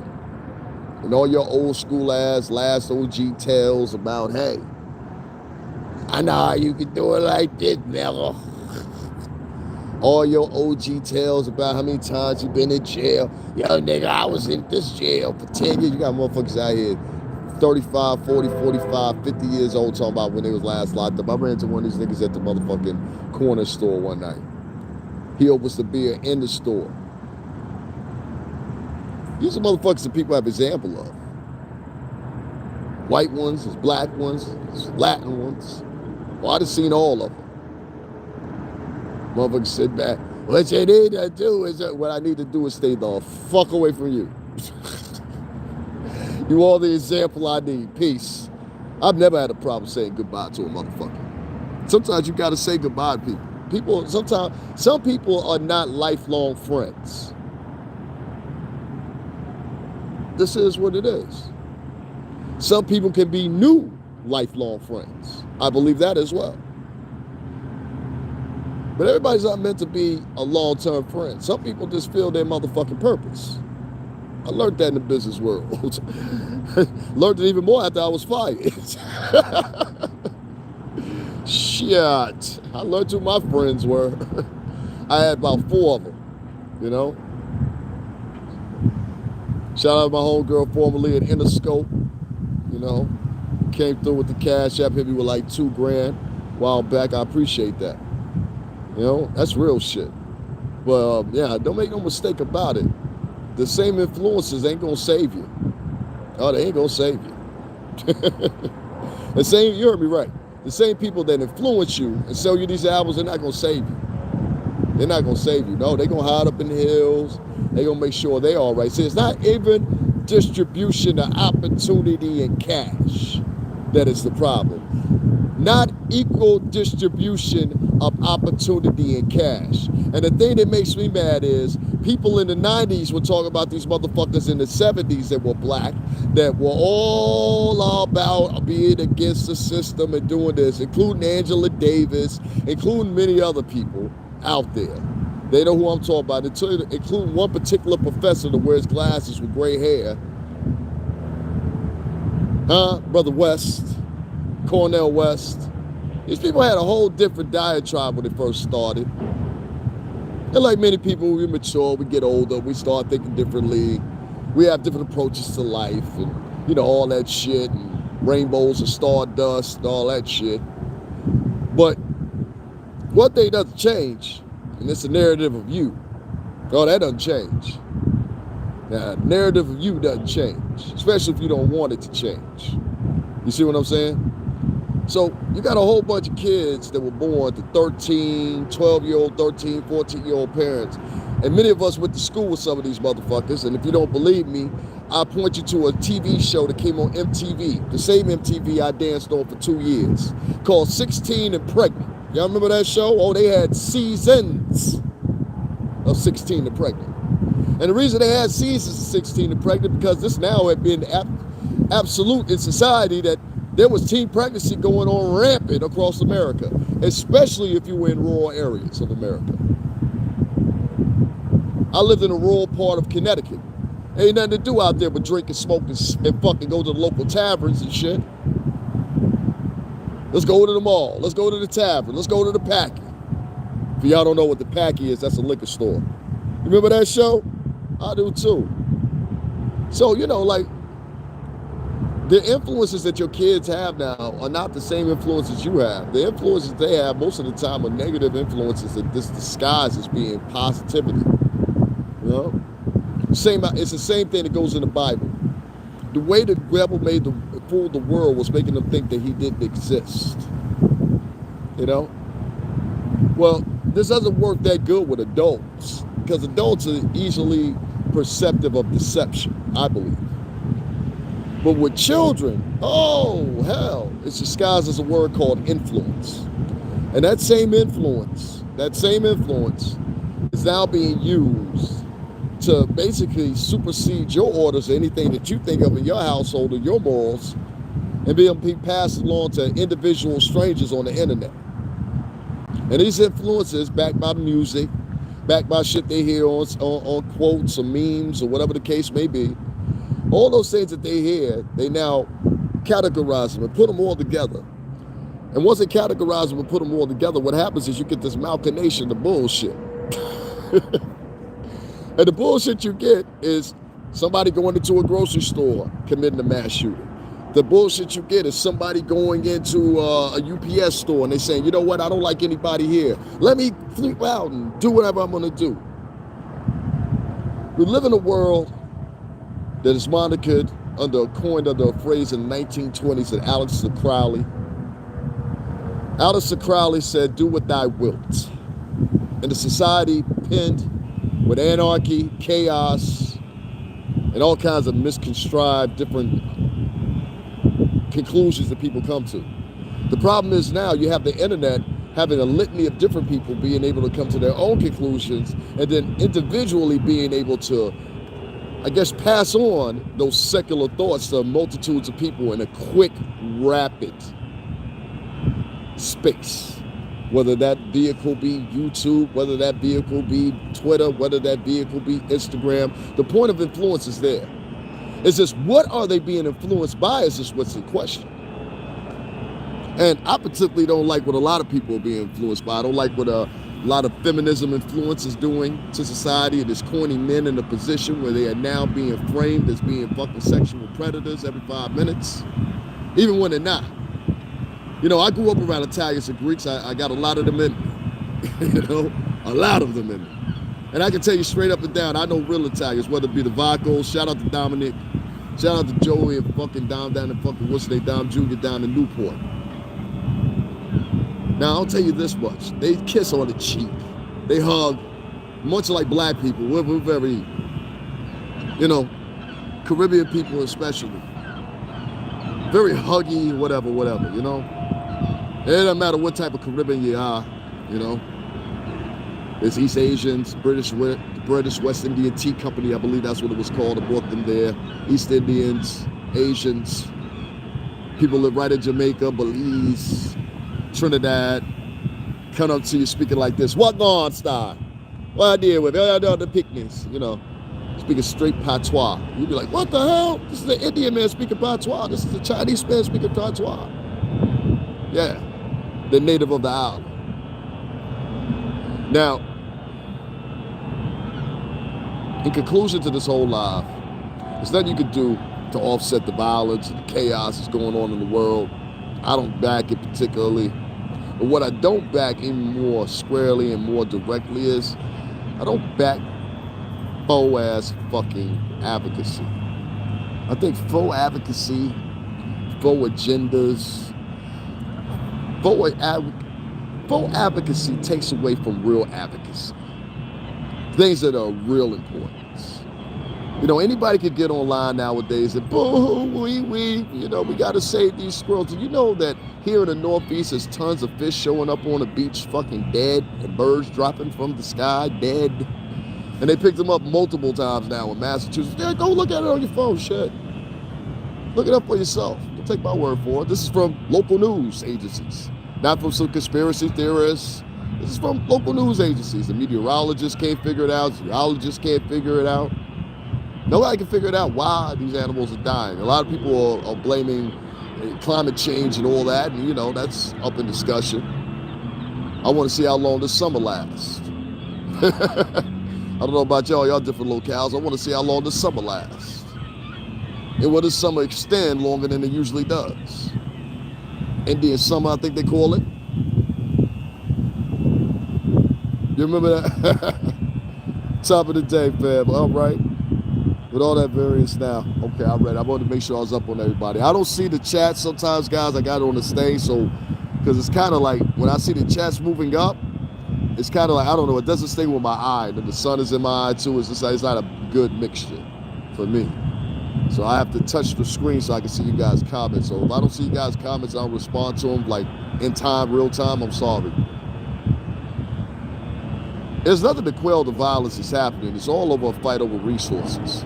And I'll say once again, with these shipping freight companies not being able to reach the United States with a good price beforehand. I mean, you got people that were previously paying $6,000 a lot for a shipping container to come across on a vessel from whatever country of origin, China, India, wherever, to get their product into their stores. And now they're being charged anywhere up from $11,000 to $12,000. Well, I say, fuck you. That means I got to now influx my price at my store by $2 or $3 to my customers. And even if I did that, still, what it's on that lot and on that shipping container ain't worth me selling, because the only thing I'm going to do is maybe, and I probably might come up short, because I always got to think of salvage. Any bulk that you get. I was in business for 10 years. Any bulk that you get, I don't care if it's a 24 pallet, you're going to have some waste.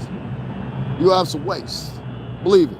And you're going to have non-purpose waste. I mean, there ain't shit to do about it. At least purpose waste, you got some, pallets that are left over. All right, I can shape this into something, build the kids a fucking clock or some shit. I don't know. But you can do stuff with scrap wood, but you can't do shit with a scrap light fixture. Try to do something with a scrap fucking solar panel. Tell me how that works out. There's shit you can do. If a solar panel's got even a fucking little hair scratch in it, it's done. It's done. The conductive structure of it is now infiltrated. So it's now not worth. It's worthless. And at the very least, it will conduct electricity at a less of a rate than it will. See, I did this type of work before. So once you put up the solar panel, what we had to do, we did this in a place called Willimantic, Connecticut.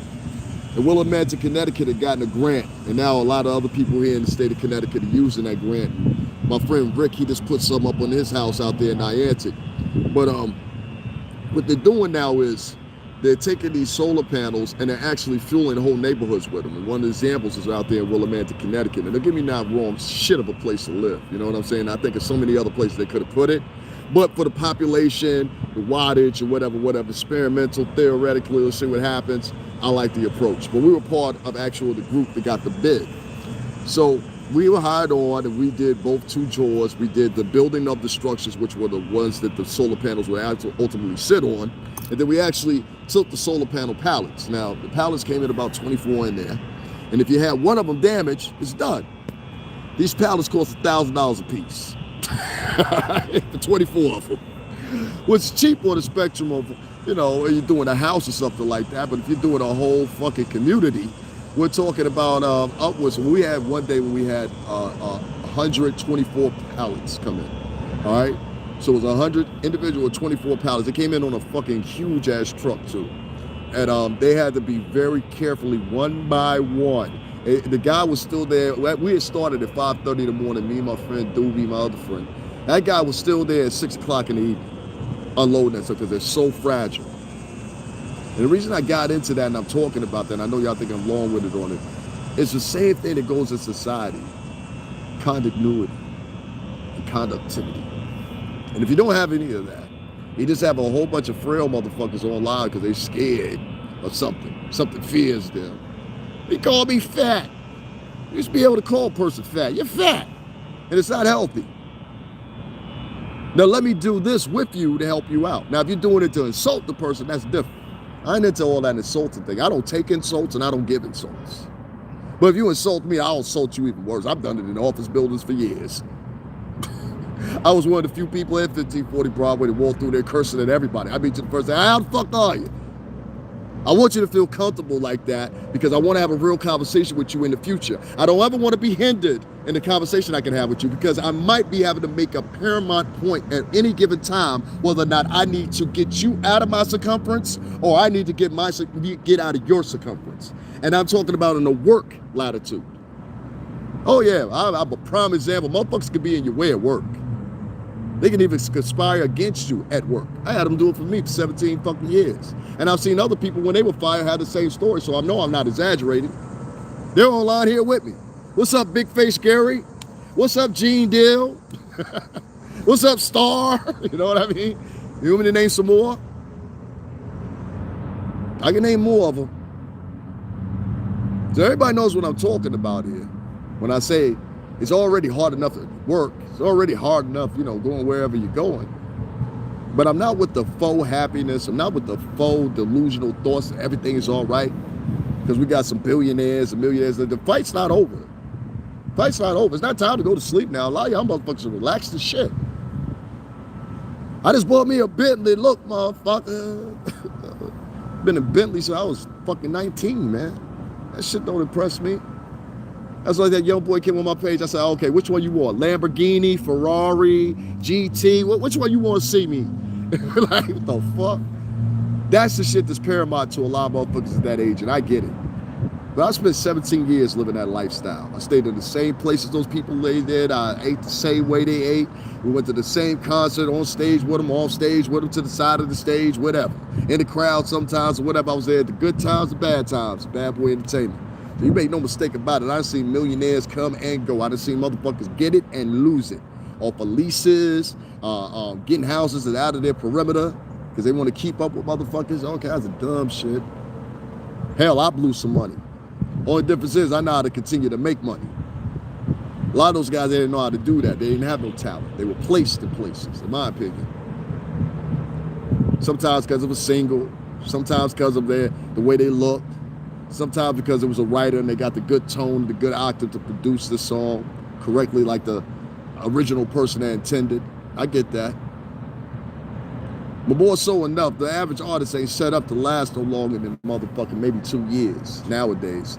They used to set up an artist to last for maybe 10 to 15 years because they looked at the continual revenue that this artist would bring in based off their popularity. As you see with somebody like the Rolling Stones or somebody like Madonna, or somebody like any of these other artists that I mentioned, they continue to get revenue. But most of these other artists that are just now popping right now, out of the exception of Drake and a couple of them, that's not going to have no money, going to blow through their money. And this hence adds into, once again, wasted resources.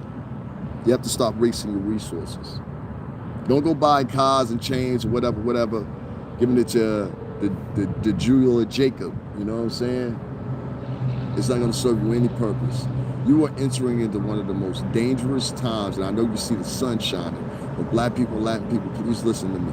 You're about to enter into one of the darkest times that you've ever seen in this country in a long time. And it happens every 100 years or so. It happens every 100 years or so. It was just this time. If you go back in time and you look back in 1905 to 1920, it's a hard time then too. Every 100 years or so this happens. It has to happen. The Great Plague of Europe, Black Plague, they call it, and many other places, many other diseases and things. I'm telling you, disease and many other things, I won't say disease, excuse me, the virus is going to matriculate. It's going to be more, and it's going to be a problem. And I'm even going as far as to predict that it might be a possibility that we might enter into a phase where we might have to go back into quarantine.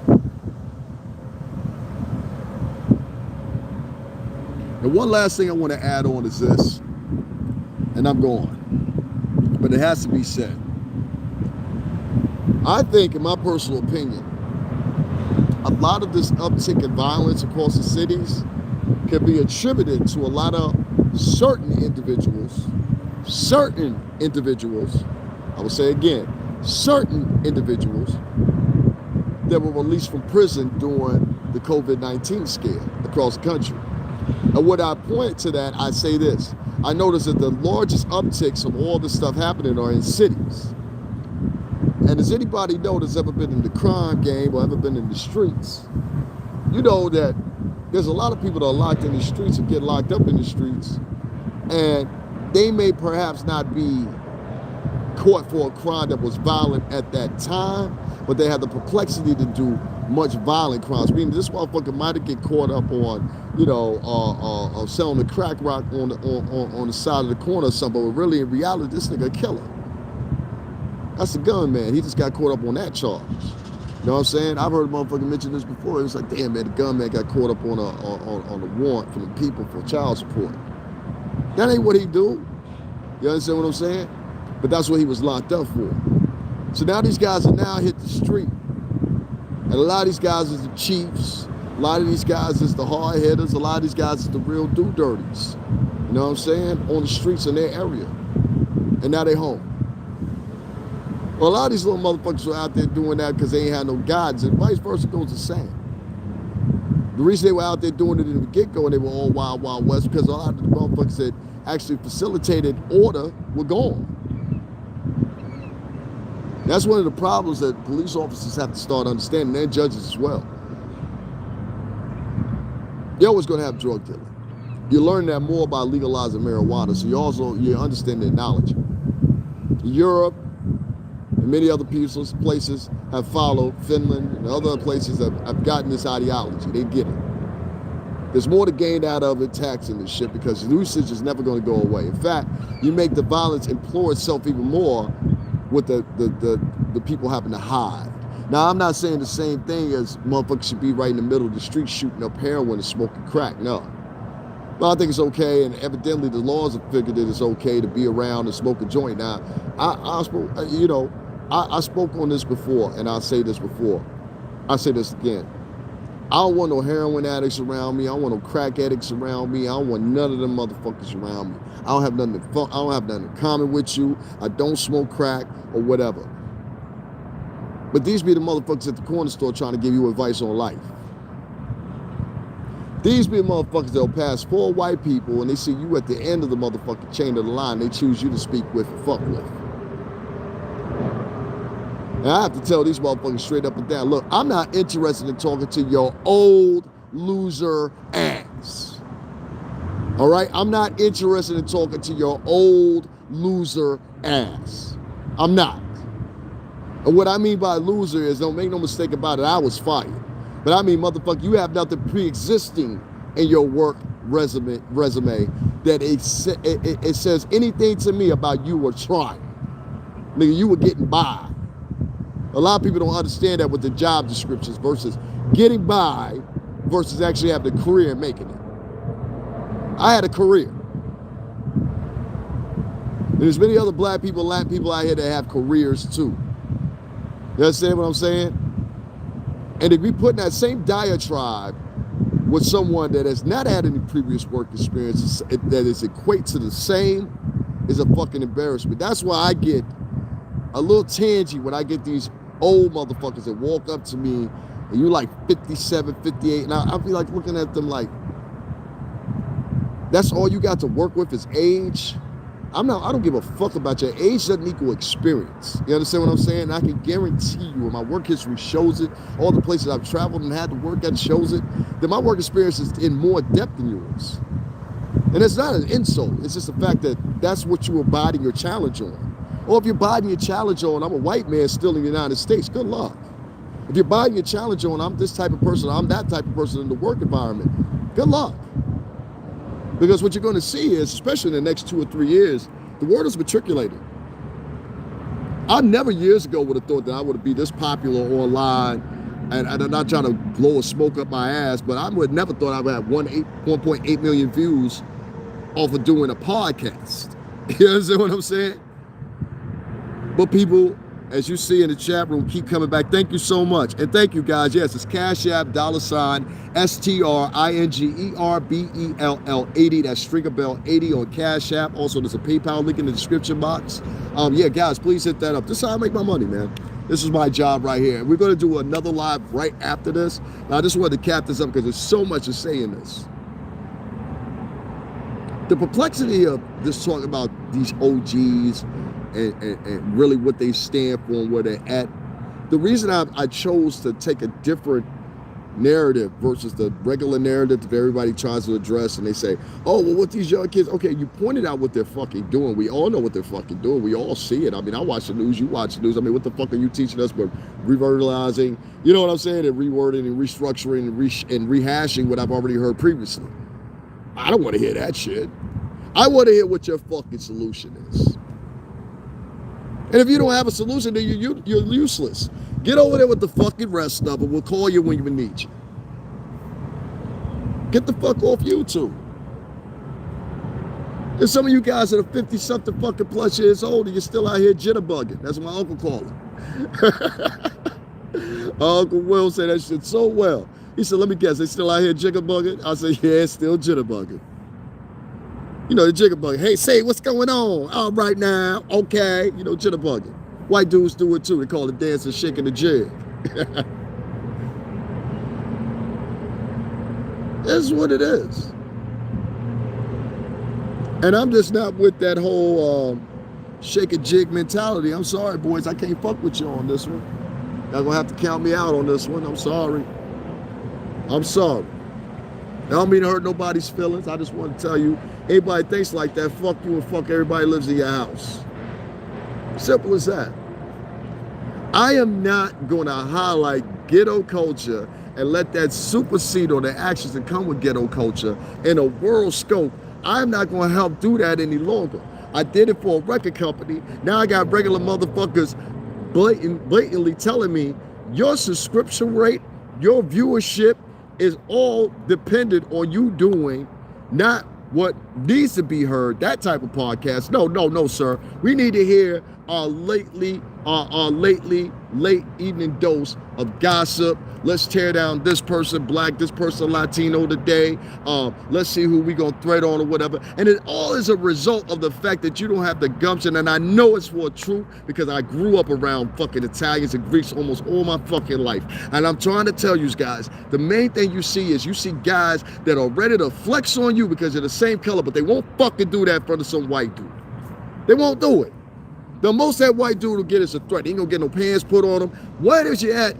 When that fucking George Floyd guy did that shit, it should have been 10 guys already ready with the money they got to go buy the new Bentley, the new Mercedes. It should have took that fucking money, gone bonded the motherfucking cop out. Fucking, they never heard of him from again. Case is over. You got guys out here now, they're willing to do life in jail because of somebody stepped on their fucking sneaker or somebody said something fucking funny to them or somebody fucked your baby mom. Well, guess what? Your baby mom's a whore. She's a whore. I'm sure she's a good woman, but she's a whore. This is what these kids are killing over. You're beefing over strippers. You're beefing over places you don't own. You have no stock in. This is why I get on here and talk to you guys about stocks all the time. And you're doing a continuation of what now these 50, 60, in some cases 70-year-old men did previously in their life. And I keep asking myself, why is that portion getting highlighted? And I said, I know why. I know this from marketing and working at Bad Boy, because it's what sells. It is your brand of Bad Boy, the same brand that they would have with the white man, where, you know, Terminator or Sylvester Stallone or Mission Impossible or whatever the fuck case brand it is, whatever. Each demographic's got their own brand. You don't believe me? They have now made Shang-Chi, Black Panther, Captain Marvel, all the fit different demographics to keep you coming in to watch Marvel movies. Think I ain't see that shit? Same thing we would have fucking done. You got to get one for each demographic. That's why you see a record company, they always got a female artist. I don't care if she's a singer or a rapper. You got to have one female artist. Preferably a singer or something like that. You can't have this whole bunch of hard shticks and think everybody else is going to like them all the time. It doesn't work like that. And preferably, she's got to be single. She can have a baby, but she's got to be single. That is called the introduction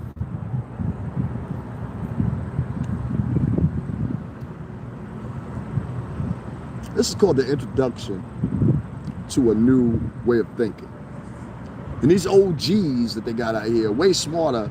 And I know because I've had conversations with many of you, whether it be on or offline, stars or non-stars alike. I've had this conversation with you in person or online.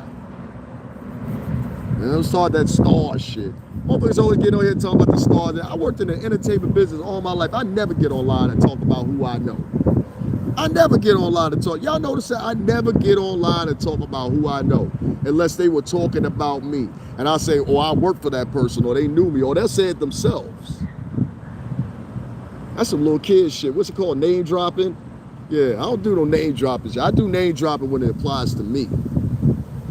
I worked for Sean Prez for 17 years. Sean Prez is a very influential man, as y'all can see. He has everybody talking about him. DJ Khaled, Rick Ross. He's had Snoop Dogg, T.I., head of over his ceremonies or whatever. So for that man to call me his big brother, his little brother, you know what I'm saying, and show that natural, genuine love that I've always known him to show me, then you know, and everybody's had their own different experiences with the guy, you know, but my experience was good. You know, Sean Prez is responsible for sending me across, well, him and Puff, but him and Puff are responsible for me getting there, seeing the United States 10 times over, you know. I've been everywhere. I still have friends everywhere. I have friends in Miami. I have friends in California. I tell people, and all my friends are different colors, black, Latin, and I all of a sudden, for some reason or another, always know the extremities of the most violent motherfuckers in each group. And definitely with the Italians, I do. I say with the Italians and Latinos, I do. Hey man, we do anything for you, bro. I believe you. I believe you. Based off of not anything I've done for them particularly, just out of respect and not out of the music business. It's friends, you know, friends. I like the fact, I guess, that I'm natural, you know. I don't try to put on no paling fucking face for nobody. Fuck you. You like me, you don't like me. I don't give a shit. We're gonna make some money together, you know. We're gonna make some money together. These guys run around town and they scare each other because they're scared of scaring who they really scared of. Scaring who they really scared of. And that's the problem. And their mamas, 72% of them that are raised by them, their mamas implore this shit in them. You can turn up on any nigga. Don't you turn up on the white folks. Scary motherfucker. That's why you see so much of this being introduced and accepted. These motherfuckers grew up under this scary ass mammy. Not all of them. Not all of them. There's some women out here that raise some real G-ass men. Some men that know how to treat women. Some men that their mother made sure that that's implored to them. I had both of my parents around, so you know I understand that single parent variant when it comes to the latter portion of my life because I've seen it and witnessed it real heavily. But yo, you can't have a woman trying to teach a man, nor can you have a man trying to teach a woman how to be a woman. Not fully, not to the full complexity. You can't. You got to have some uncles around. You got to have somebody around to throw a football with you, something. Because see, if that boy is not, or that girl is nothing around, okay, if the boy is nothing but around mama and mama's sisters and mama's girlfriends and mama's homegirls all their life, then they start taking on some of them attributes. Naturally. Same thing like fucking Tarzan. Tarzan was around bears and tigers and shit. He knew how to communicate with them, climb in the trees with them. It's all about your social surroundings. It's a bigger definition of this. With that said, a lot of these boys, they grow up around women all their entire life. So they start getting some of the attributes of women. They start acting like women, talking like women in some cases, emotionally, they react like women. They're half a bitch. That's what I'm implying. Half a bitch. Half a bitch. Hey girl, you know, half a bitch. Now you can voluntarily be half a bitch if you want to, that's your business. But don't put me in that shit. Oh, don't think I'm gonna join the covenant.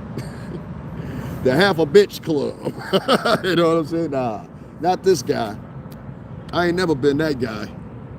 I got too much fucking, nah, I can't do that. Can't do that. Can't do that. Can't do that. But a lot of people will. They will simulate themselves or a form of simulation that they think is correct. The assimilation most of the time includes things like this, of some servitude. Oh, how you doing? Oh, they have no balls, they have no fucking balls. You negotiate your own contractual deal in the business world. I don't give a fuck what anybody says. I'm 23 companies deep on my stocks. I don't give a fuck what you say, what you think, whatever. Bitch, match me. I'm well traveled. Ain't too many places I haven't been at. You talk about the W, the Cleveland, which one we talking about? I got pictures, videos, and all of them. The owners know me. Oh, they know Davin. And as you guys see here on YouTube, well, everybody mentions my name. And I'm the most low-key motherfucker there is. I don't dress like I used to dress. I don't do any of that shit. Well, I kind of dress a little bit like I used to dress, but I ain't in the ties and the hats and all that shit y'all used to see. And I like it like this. Nice and cool. Motherfuckers don't realize that right now, as you're getting business, as you're making money, this is momentary. This is not something that's going to be long, trajectional revenue. In other words, you're not going to see this for a long time. All right? I remember Kevin Samuels not too long ago. This went on, I think it was No Jumper podcast. And he was talking about at this time about a young woman and breaking down to them why the business format of OnlyFans doesn't work in the long run. And these girls didn't understand it. One girl actually hopped off and she got upset. She was like, I want to strip all my life. I can't take my vajay out no more. Well, I'll point to you this. I don't know how many OnlyFans accounts I've seen. Like, the girls that have on their Instagram or whatever. I just, for shits and giggles, I've never subscribed to nay one of them. But just for shits and giggles, I'll click it and just to see what them girls are charging. And so in a lot of cases, the girls are charged $28, $58, $100. I've seen some up as high as $1,000. All right? And guys will, depending on the material that's on there, these guys will subscribe to it. And then there's the rest.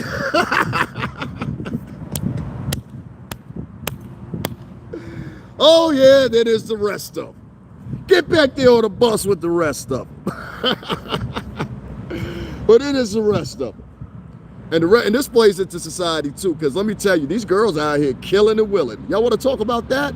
Let me talk about that and segue that into what I was talking about the other day with Gail, old Gail King, and her speaking of advocacies and how this whole new flight into a simulation has taken flight via the internet and its influences over the years, especially with your kids. Oh, a simulation is high and bright nowadays.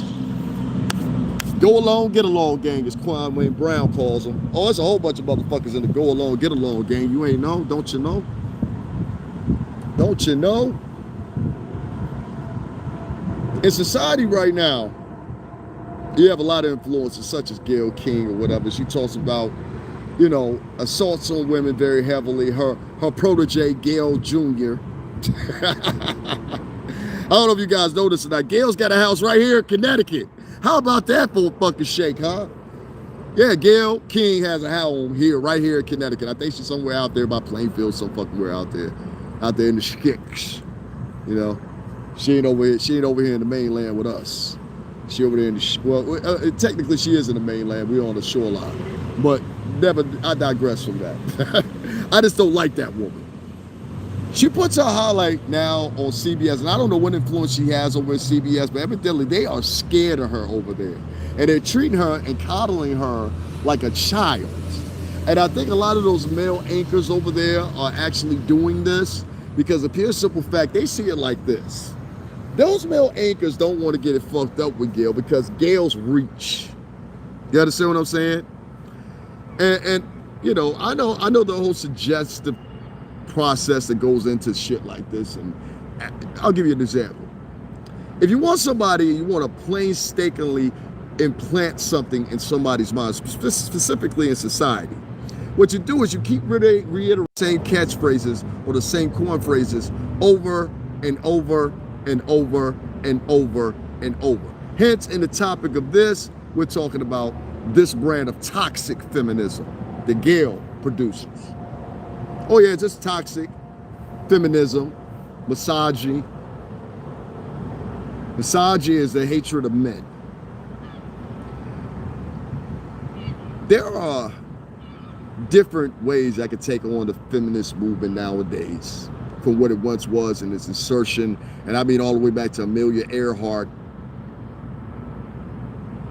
you know, its roots in the late 1880s.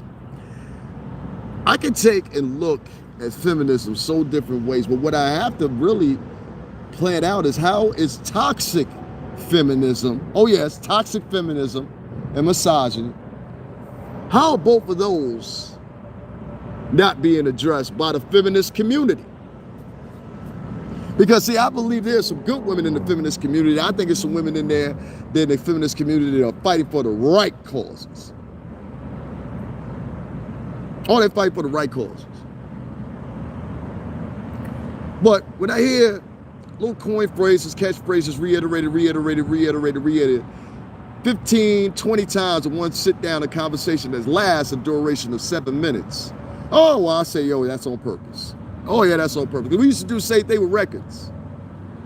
Yeah, man, Life Story getting ready to drop with Black Rob. Yeah, Black Rob getting ready to drop this new album, Life Story. Life Story, man, by Black Rob. You got to catch it. Like, Life Story, man, I'm trying to tell you, Black Rob, he getting ready to drop that. Black Rob, you ain't heard that shit? Life Story, man, get that. Yo, man, here go a flyer, man. Check this out, Black Rob, Life Story. Hey, yo, you want a flyer too? Here, Black Rob, Life Story. Got Bad Boy Entertainment, man. Make sure you pass that along. Tell everybody about the album. We're going to get the album out to y'all in probably like 2 weeks or so, maybe a little bit better, man. We're going to have it Virgin Mega Store, Tower Records, everywhere you want to be at, man. We're going to have it there. Black Rob Life Story, man. Look, they go to Billboard right there. You see it, Black Rob Life Story. So you see, you still have to keep reiterating and saying shit. It was the same way like that 20 years ago. It was probably 20 years before I even stepped foot there like that. 20 years. I was in the music business since I was a kid. I'm still a young dude, you know what I'm saying? And I'm glad I got fired when I fucking did. I said, well, thank God you did it now. I didn't wait till I was like fucking 50 or 60, some shit like that. You know what I mean? I'm glad this shit happened right now. If anybody had the experiences I've had and then the shit that I've done, honestly and truthfully, at any time for this shit to come to a halt, it could have been no more beautiful time than now. There's so many options. Go back to college. Let's travel some more. I got people in France and England waiting for me that are personal friends that like I hung with, have pictures with, you know. Like I have so many opportunities available to me, you know. And I'll make sure to try to utilize them. But some people, they don't do that. Yeah, they don't do that. Some people, what they do is they use that same strategy as a manipulation tool. And that's what you saw when you see a lot of these feminists and they get interviewed. I just saw it the other night on that old bullshit ass BNC network. Y'all keep on going over there thinking they got the highlight. They the new cookie shop. Them motherfuckers are owned by Arab men. Okay? They'll pick up an Al Jazeera because Al Jazeera headquarters was destroyed during the recent incursions in motherfucking Israel. They destroyed that little portion over there. That satellite right there was feeding to America. Meaning their feed was what do you call it? What is the word I'm looking for here? I haven't said that word in so long. It'll be with me in a minute. Somebody gets it before I do. But it's like transnavigate, but I can't think of the name of it right now. It's at the tip of my tongue. I haven't used this word in so long. But basically, that's what it was doing. It was bouncing off one satellite signal and bouncing back to another so it can be viewed by the public here, all right? This is basically the synopsis of the whole thing. And the word itself will come to me in a few minutes here. Just give me a second here. You've got Al Jazeera now down and now being rebranded as this BNC network on YouTube. And as you can pay attention, it's specifically on YouTube, okay? People don't know how much and all the years I was in the music industry, I never would have thought that branding would have started with, or pilots, or even the genesis of companies would have started now with the branding fixedly put on YouTube first, or just digital entities, period, initially, and then being utilized by, you know what I mean, bigger strangers. Most people would have never thought it. But now that I have to utilize it in myself, and 1.8 million views later, I'm like, okay, this shit really does work like this. I don't have singles that have 1.8 million views. I think one of my singles got, I think it was 780,000 views, and I considered that a win. You know what I mean? But in totality, they don't equal up to 1.7 now, going towards 1.8 million views. They don't. It's the truth. And there's such a short amount of time, 9 months. It's a very small amount of time.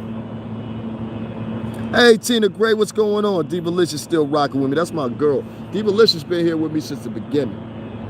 Like, literally.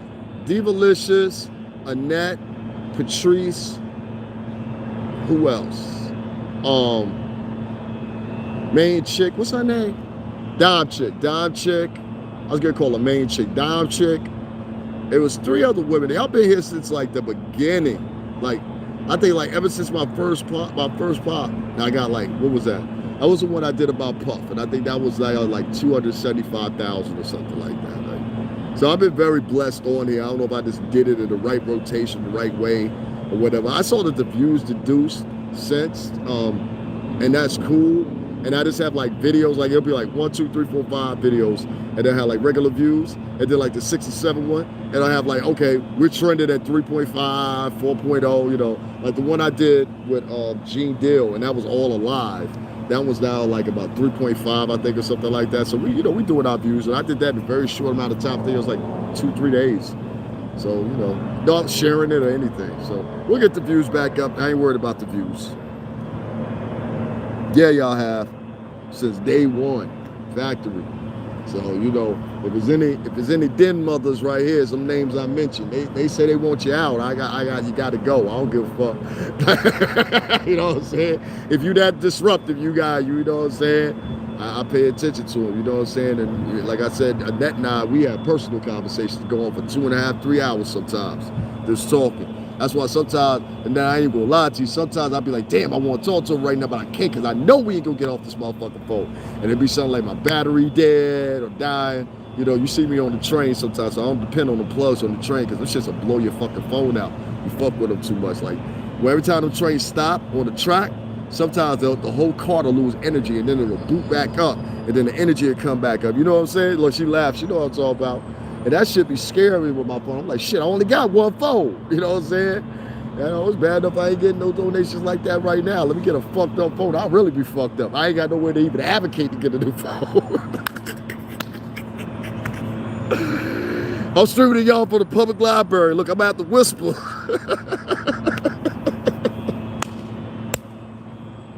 But y'all gonna get it. Just turn your volume up if you can't hear me. Back to what I was saying though. You have a litany of feminists out here that are contriving this language to people, and they're doing it by reiterating the same phrase all the time. Women. I watched Mark Lamont Hill ask this woman, and he did it very slick, and I give him this, and he's learned this from being in the media. I watched Mark Lamont Hill ask this woman a question about men. And the woman, before she answered the question about the man, she reverted back to women again. And she said it just like that, women. And y'all know how I am. I'm a plain spoken man. I really wanted to say, bitch, did you not hear him say man? It was even written in the comment section. And that's what made me pay attention to it. Because I said, okay, I'm not the only one that's seeing this shit.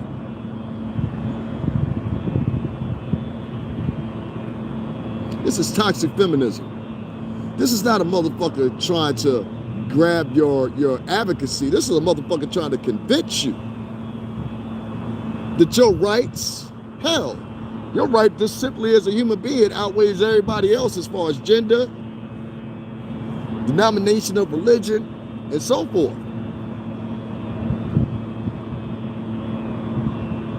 And I'm like, well, hold up, goddammit, Sally, what the fuck did y'all build? What'd you build, the train tracks? Did you build the skyscrapers in New York? Now, I'm not trying to say there wasn't no women there to help. But what have you built lately? Chick tell me all the time when I be online, first thing, I'm a business owner. What you own? Fuck you own.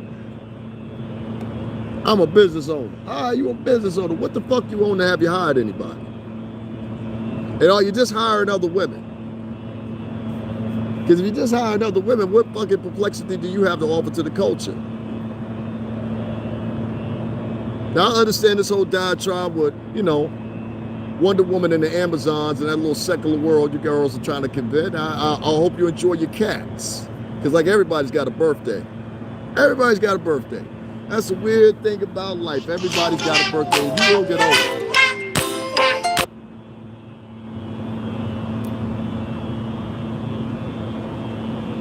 Hold on one second, guys. Everybody want to call me when I'm online. I don't like that. Excuse me, guys, for that. I got people that won't call me all day long. As soon as I go live, everybody want to call me. So pardon me for that, guys. I want to know who you're hiring. And when I looked and I went deep into a lot of these females' businesses, which they took the largest hit during the pandemic, women businesses lost more than anybody. Second only in line is small business. But particularly women's businesses, small businesses, went under fire during the pandemic. They went under. You look these demographics up yourself. I don't have to exaggerate them, so you look them up for yourself. 38% of small businesses in totality at all lost during the pandemic in totality. Now, if you look at many of these women that applied for these PPP loans, some of them that applied for them and got caught. I saw one woman that applied for a PPP loan because she was claiming that her business went under because of the pandemic. And this chick had also created a GoFundMe to replenish it in case she got caught. In case she got caught. It's all right to say some of these bitches ain't shit. Some of these men ain't shit either. All colors, all cultures. It's okay. But we really got to get down in the nitty-gritty of it. Some of these bitches ain't shit. And some of these men supporting them ain't shit either. Because what you're supporting is you're supporting a negative foundation. And you want me to build on that foundation. That foundation is going to spoil because just like this building is sitting in front of me, if it didn't have these columns, well, the building would be unstable. And it would crash. And it would fall. Or it wouldn't have the same security as it has currently, at the very least. Would you walk under that? Knowing that? Would you jump into that knowing that everything wasn't stable? So what I'm talking about is stability. And these nutty ass psycho motherfuckers is out here, men and women alike, that implore for your advocation online that you back any old bullshit that they put out and I say fuck them, don't do it. Don't do it. Don't do it. They tell you, yo, put some cinnamon up your nose as a cinnamon challenge. You say, fuck you. My mother taught me better. They tell you jump online, do the silhouette challenge, get naked so everybody can infatuate about you. Then the next thing you know, some nutty motherfucker that saw you do the silhouette challenge online is now following you. Hi, Katie, I'm your next door neighbor. What's she supposed to be like? Oh my God, this is my first rape. People are sitting back and they're enjoying the fortitude and in some cases, the monetary gains that come with being a complete motherfucking idiot. Putting any fucking thing out there online. That's why I don't do the shit here on my channel. Putting any fucking thing out there online that they do. Hence the term from Aleister Crowley, do what thou wilt in society. Oh, we back at it. Sodom and Gomorrah saw it. Saw what happened to them. Speaking of bitches, you heard what God told Sarah. Don't look back, bitch. Fuck that, I'm a woman. Freeze. Freeze. Don't look back, bitch. Fuck that, I'm a woman. Freeze. Whether we're talking about Lilith, whether we're talking about Eve. So there's always been a history of women not listening. You think you're the first one? You thought you was the first one, huh? Oh, no, it's always been a history of that. Always been a history of that. It's the ramifications that come from that particular action that wasn't listened to. It's the results that come from that particular reaction. Say in the case of someone like Cleopatra. Say in the case of Lilith. Say in the case of Eve. See, it's in those cases of extremities that I call it toxic feminism, because the influence, see, Eve made Adam bite the fucking apple. You always leave that out of the equation. She suggested to him, and under her influence being the vajay, them being naked, I'm assuming, there had to be some temptation there, because without temptation, it wouldn't have existed the snake in the first place. See, the snake would have found an opening to be in their circumference had there not been some disdain already there. That's what I'm implying to y'all. There was some temptation or hint of temptation that could take place there somewhere, and that snake found his way to that garden. Yes, he did. And once he found his way to that garden, what did he do? He convinced Eve to bite the apple and get a motherfucker to join you. And his dumb, silly ass went over there and bit that apple with him, and they fell from grace.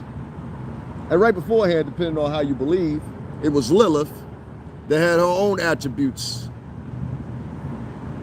And the reasoning for Eve being created, meaning that she would be closer to Adam, being that she was built from his rib. Well, Lilith was built from clay. Now, this toxic form of feminism is out there. I don't support it.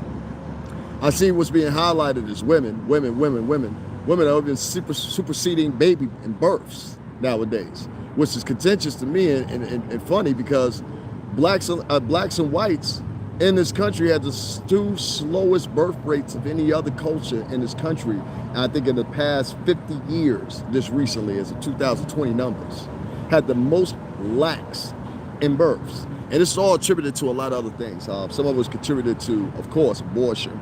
A lot of it was infant mortality.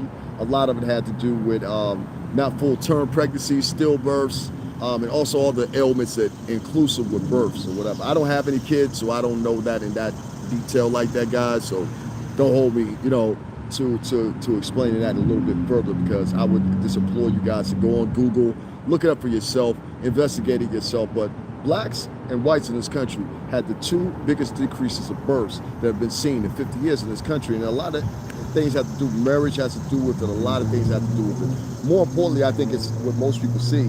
It is a financial strain to have a child when you are young. You are going to age very quickly. You are going to miss out on a lot of things at that age you should have been doing. I'm a prime example of that. I've been around the country 10 times over working at that company I worked at. So I've been everywhere. Miami, Florida, fucking LA, Texas, all the places you guys see me put up pictures and videos and all that shit. So, I like to think I'm well versed as far as that avenue is concerned. Being and knowing that, sometimes what you see is you'll see some people that haven't experienced that, and what they'll do is they'll rescind to their childish form. And it's all a part of it. It's a lot of things involved in this: narcissism, jealousy, sheer low self-esteem. Sometimes it's just, what they're used to. And I respect you, and I respect your opinion, but you cannot apply your opinion on me. So your opinion is for you, and you take your opinion, you go with it. That's fine. If you don't think I'm worthy, or you think you are better, and I always say prove it, because I guarantee I can prove you wrong. But if that's the way you feel, then yeah, you go and take it about that way. And that's your route. And good luck with that. I hope that works out.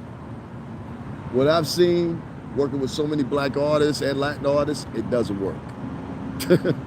Doesn't work at all. That narcissism and all that shit, it floats out sooner or later, and people get tired of it. The record companies get tired of it. They're like, you know what? Listen, we're gonna cut you a deal here. The last set only sold about 1.1 million, which ain't shit. And compared to your peak, when you did almost 75 million, I say that's a substantial slide. So we're gonna let you go here, bud, and we're gonna take about maybe, I don't know, let's say 60% of your income based on recoups and a little bit of every other fucking thing. Oh, did we even mention the advertising we paid out? We paid out about $2 million in advertising. That's the way it goes, guys. So you have to sometimes look back and say to yourself, okay, even though that person might have been temporarily monetarily fixed. You know what I'm saying? I was one of those people. I was straight for 17 fucking years. You know what I mean? So lived by the beach. I've done it all. You know, you can't tell me nothing. They do the car thing. That's what most guys like to do. I'm like, which one you want? The Lamborghini, Bentley? Here's another one with me around. The Porsche, all that dumb shit. Shit doesn't add up to nothing in the fucking end, really. I'll tell you honestly and truthfully, and you guys can believe me or don't believe me or whatever. And I'm not here to play YouTube judge or whatever. This is solely off my own beliefs.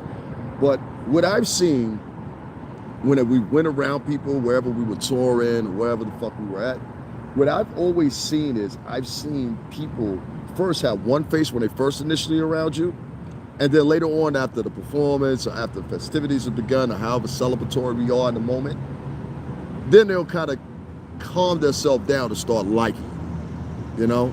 But there's this initial guys always and every time of, you know, I don't like him, I don't like the way he look, or I don't like the way she look, or how the fuck do you know? And how the fuck do you know nobody's judging you the same fucking way? And maybe the fact that you innately think that somebody is judging you that way is the real reason why you're acting like that in the first place. So maybe you need to grow the fuck up. You're an adult. You're not going to look any different than you look, whether that be for better or be for worse, unless you want it to be. There's a whole bit of different options you can do for that. If it's your face, you think, go for plastic surgery. If it's your body, you think, start working out. If you think it's your personality as a person, then change your personality. Get around some better people. You know, whatever makes you a shitty person. I'm not with furthering shitty people. Guys, I think that's enough for today. I'm going to talk about this OG complex, this OG subject a little bit more in the future. And I hope you guys are around to hear about it. And just take this with you. Guys, just because you're older, you're 35 plus or whatever, doesn't mean that these young boys respect you, for one. Two, just because you're 35 plus or whatever, motherfucker, you might have just made it through and don't realize it. Meaning you just made it by your goddamn self. Don't be out here trying to preach to nobody unless you did something significant. All right? Like moi. You understand what I'm saying? Three, more importantly, stop thinking that this regurgitated fucking old hillbilly ass back in the barbecue ass, back in the motherfucking projects ass, back in the barbershop, back at the nail salon ass rhetoric is really what these kids are using, because they're not. Okay? If you want to talk about that being pocketed and being placed somewhere, let's say that that's the current situation now on YouTube. That's a common diagram that everybody follows here on YouTube. Other than that, meaning they're going to dish something to you that's salacious. They're going to dish something to you that's gossip. They're going to dish something to you that necessarily you might not even been checking for in the beginning, but because of the blatant salaciousness that's applied to it, they're saying to themselves, you know what, I want to go after that. And that's what you get these guys to get 83,000 views a day or whatever. It might take me a couple of days to get those same type of views, but I'd rather that happen than I'd rather just sit out there day after day and just feed you guys a bunch of bullshit. You know what I'm saying? Oh yeah, man, you know what? Ride around, getting how perks every day. That's the right shit to do, man. That's the hood way, man. You know what I'm saying? Only a dumb motherfucker would tell you that. You understand what I'm saying? And anybody, if you had a group of men that were intelligent versus that one man and he was advocating whatever he had, I guarantee you the 5 men are going to win the argument. In society, otherwise, morally, however you want to put it. What I'm saying to you, you have a lot of dumb, older motherfuckers out here that are trying to preach their brand of survival onto you as it should be life. Motherfucker, I'm not into survival tactics. I get myself the fuck out the way and I get myself amply available for whatever situation it is. Right now, I have some new opportunities coming up in media or whatever, and I made no mistake about it. I always say to myself, hey, I gotta get myself here right. I had to tell my man TMH Global that, and I hope he comes back and checks me out some more, man. I hope I ain't let him down or nothing like that either, because I ain't seen him in here in a while. You know what I'm saying? But shout out to TMH Global, man. If you see this later on in the rebroadcast or whatever, brother. I ain't say I didn't want to work with you, brother. I'm just saying, right now, I need to get it's a lot of shit, bro. You know, I ain't had a chance to sit down in a year and a half. Even right now, I still got shit to do. That's why I'm doing this so early, because I got something to do at a certain time. I always got shit to do. You know what I'm saying? So I haven't had no me time. I need some me time, cool down, whatever, not be so jumpy and shit, you know. And so I plan on doing that for a minute. And right now, you know, my psychiatrist and other people just said, no, don't do that. Yes, I see a psychiatrist. I make no shame about it. I've been through hell. You don't know. You don't know. I went from situation to situation to situation. Each one was darker. It was like a whole spiral. Each one was darker. You know, just coming back to the light right now. So I'll make no mistake about it when I get on here and everybody else do it and have less to offer and talk about less. That's the problem I have. Niggas talk about less and have less to offer. That's why I like when Boyce Watkins did that live the other day and was talking about these fraud ass niggas while people that do absolutely nothing get the most attention. This shit is ridiculous. You know what I mean? It's really ridiculous. And it's all about the mentality of people currently. You know? So my shit is Cash App, $STRINGERBELL 80. Again, that's Stringerbell 80. $Cash App, STRINGERBELL 80. You know what I mean? And the reason I wanted to say this is because of this. You know, I get on this mic sometimes 2 hours, 3 hours. I think right now I'm at like 2:30. That's what I was looking at. You know what I mean? And spill some real shit out of me. You know what I'm saying? And yes, just like many other YouTubers, a lot of y'all base it off views, base it off whatever. You're basing it off the wrong shit. If you base whether you donate to somebody over views and popularity, you're a dick rider. You know what I'm saying? You're a fucking dick rider, and I have no fucking interest in knowing you. All right? I have no fucking interest in being friends with you or anything. I don't like dick riders. All right? But if you're a person that's sincere or whatever, real, y'all see who could use y'all, you know what I'm saying, monetary help and who couldn't. And I actually give a shit about kids. I've always been like that. So many kids. My little homeboy Fortune, when I was out in another part of Connecticut not too long ago, and I told the story before, this kid walked up to me and told me straight up, looked me in my face and said, yo, I'll live over here now. He was now living down by the beach where I used to live at. He had said this to me as a kid. He said, I'm gonna live down there where you live at one day. I said, I know you are. You can do it. You know, and he did it. And every time I used to tell him that, I used to bring him down there sometimes, everything else, man. I've done some good things for people. And I never, ever see nothing back. Ever. No one, right? I'll see you guys in a little bit. Cash App, $STRINGERBELL 80. That's Stringerbell 80. Link is in the description box. Also, it's PayPal link in the description box. Make sure you hit those up. Please do. More support is needed. And second of all, guys, make sure you like, share, subscribe if you haven't for the first time here. My name is David Lewis. I curse a lot. I am a proud Northeasterner. And if you don't like cursing, go fuck yourself, you fucking fuck. But I talk plainly. The reason I believe in talking plainly is because I don't have to hide behind any veils, any shields or whatever. And working in the environment that I worked in for 17 years around very opulent white men that are very more so opulent than even the average white man, being the case that every white man walking around is not a multi-millionaire or has a home up in the Hamptons. You know what I mean? So I've been around some pretty square people, man, and I just don't embrace nigga shit. I'm sorry. I just don't. And if that nigga shit is deploring the people or deploring the culture or putting my life in risk because the perception of me is based upon what you demonstrate, then I got a problem. Because all of us ain't about that shit. You want to walk around, you want to act like a thug and a piece of shit, then you do that.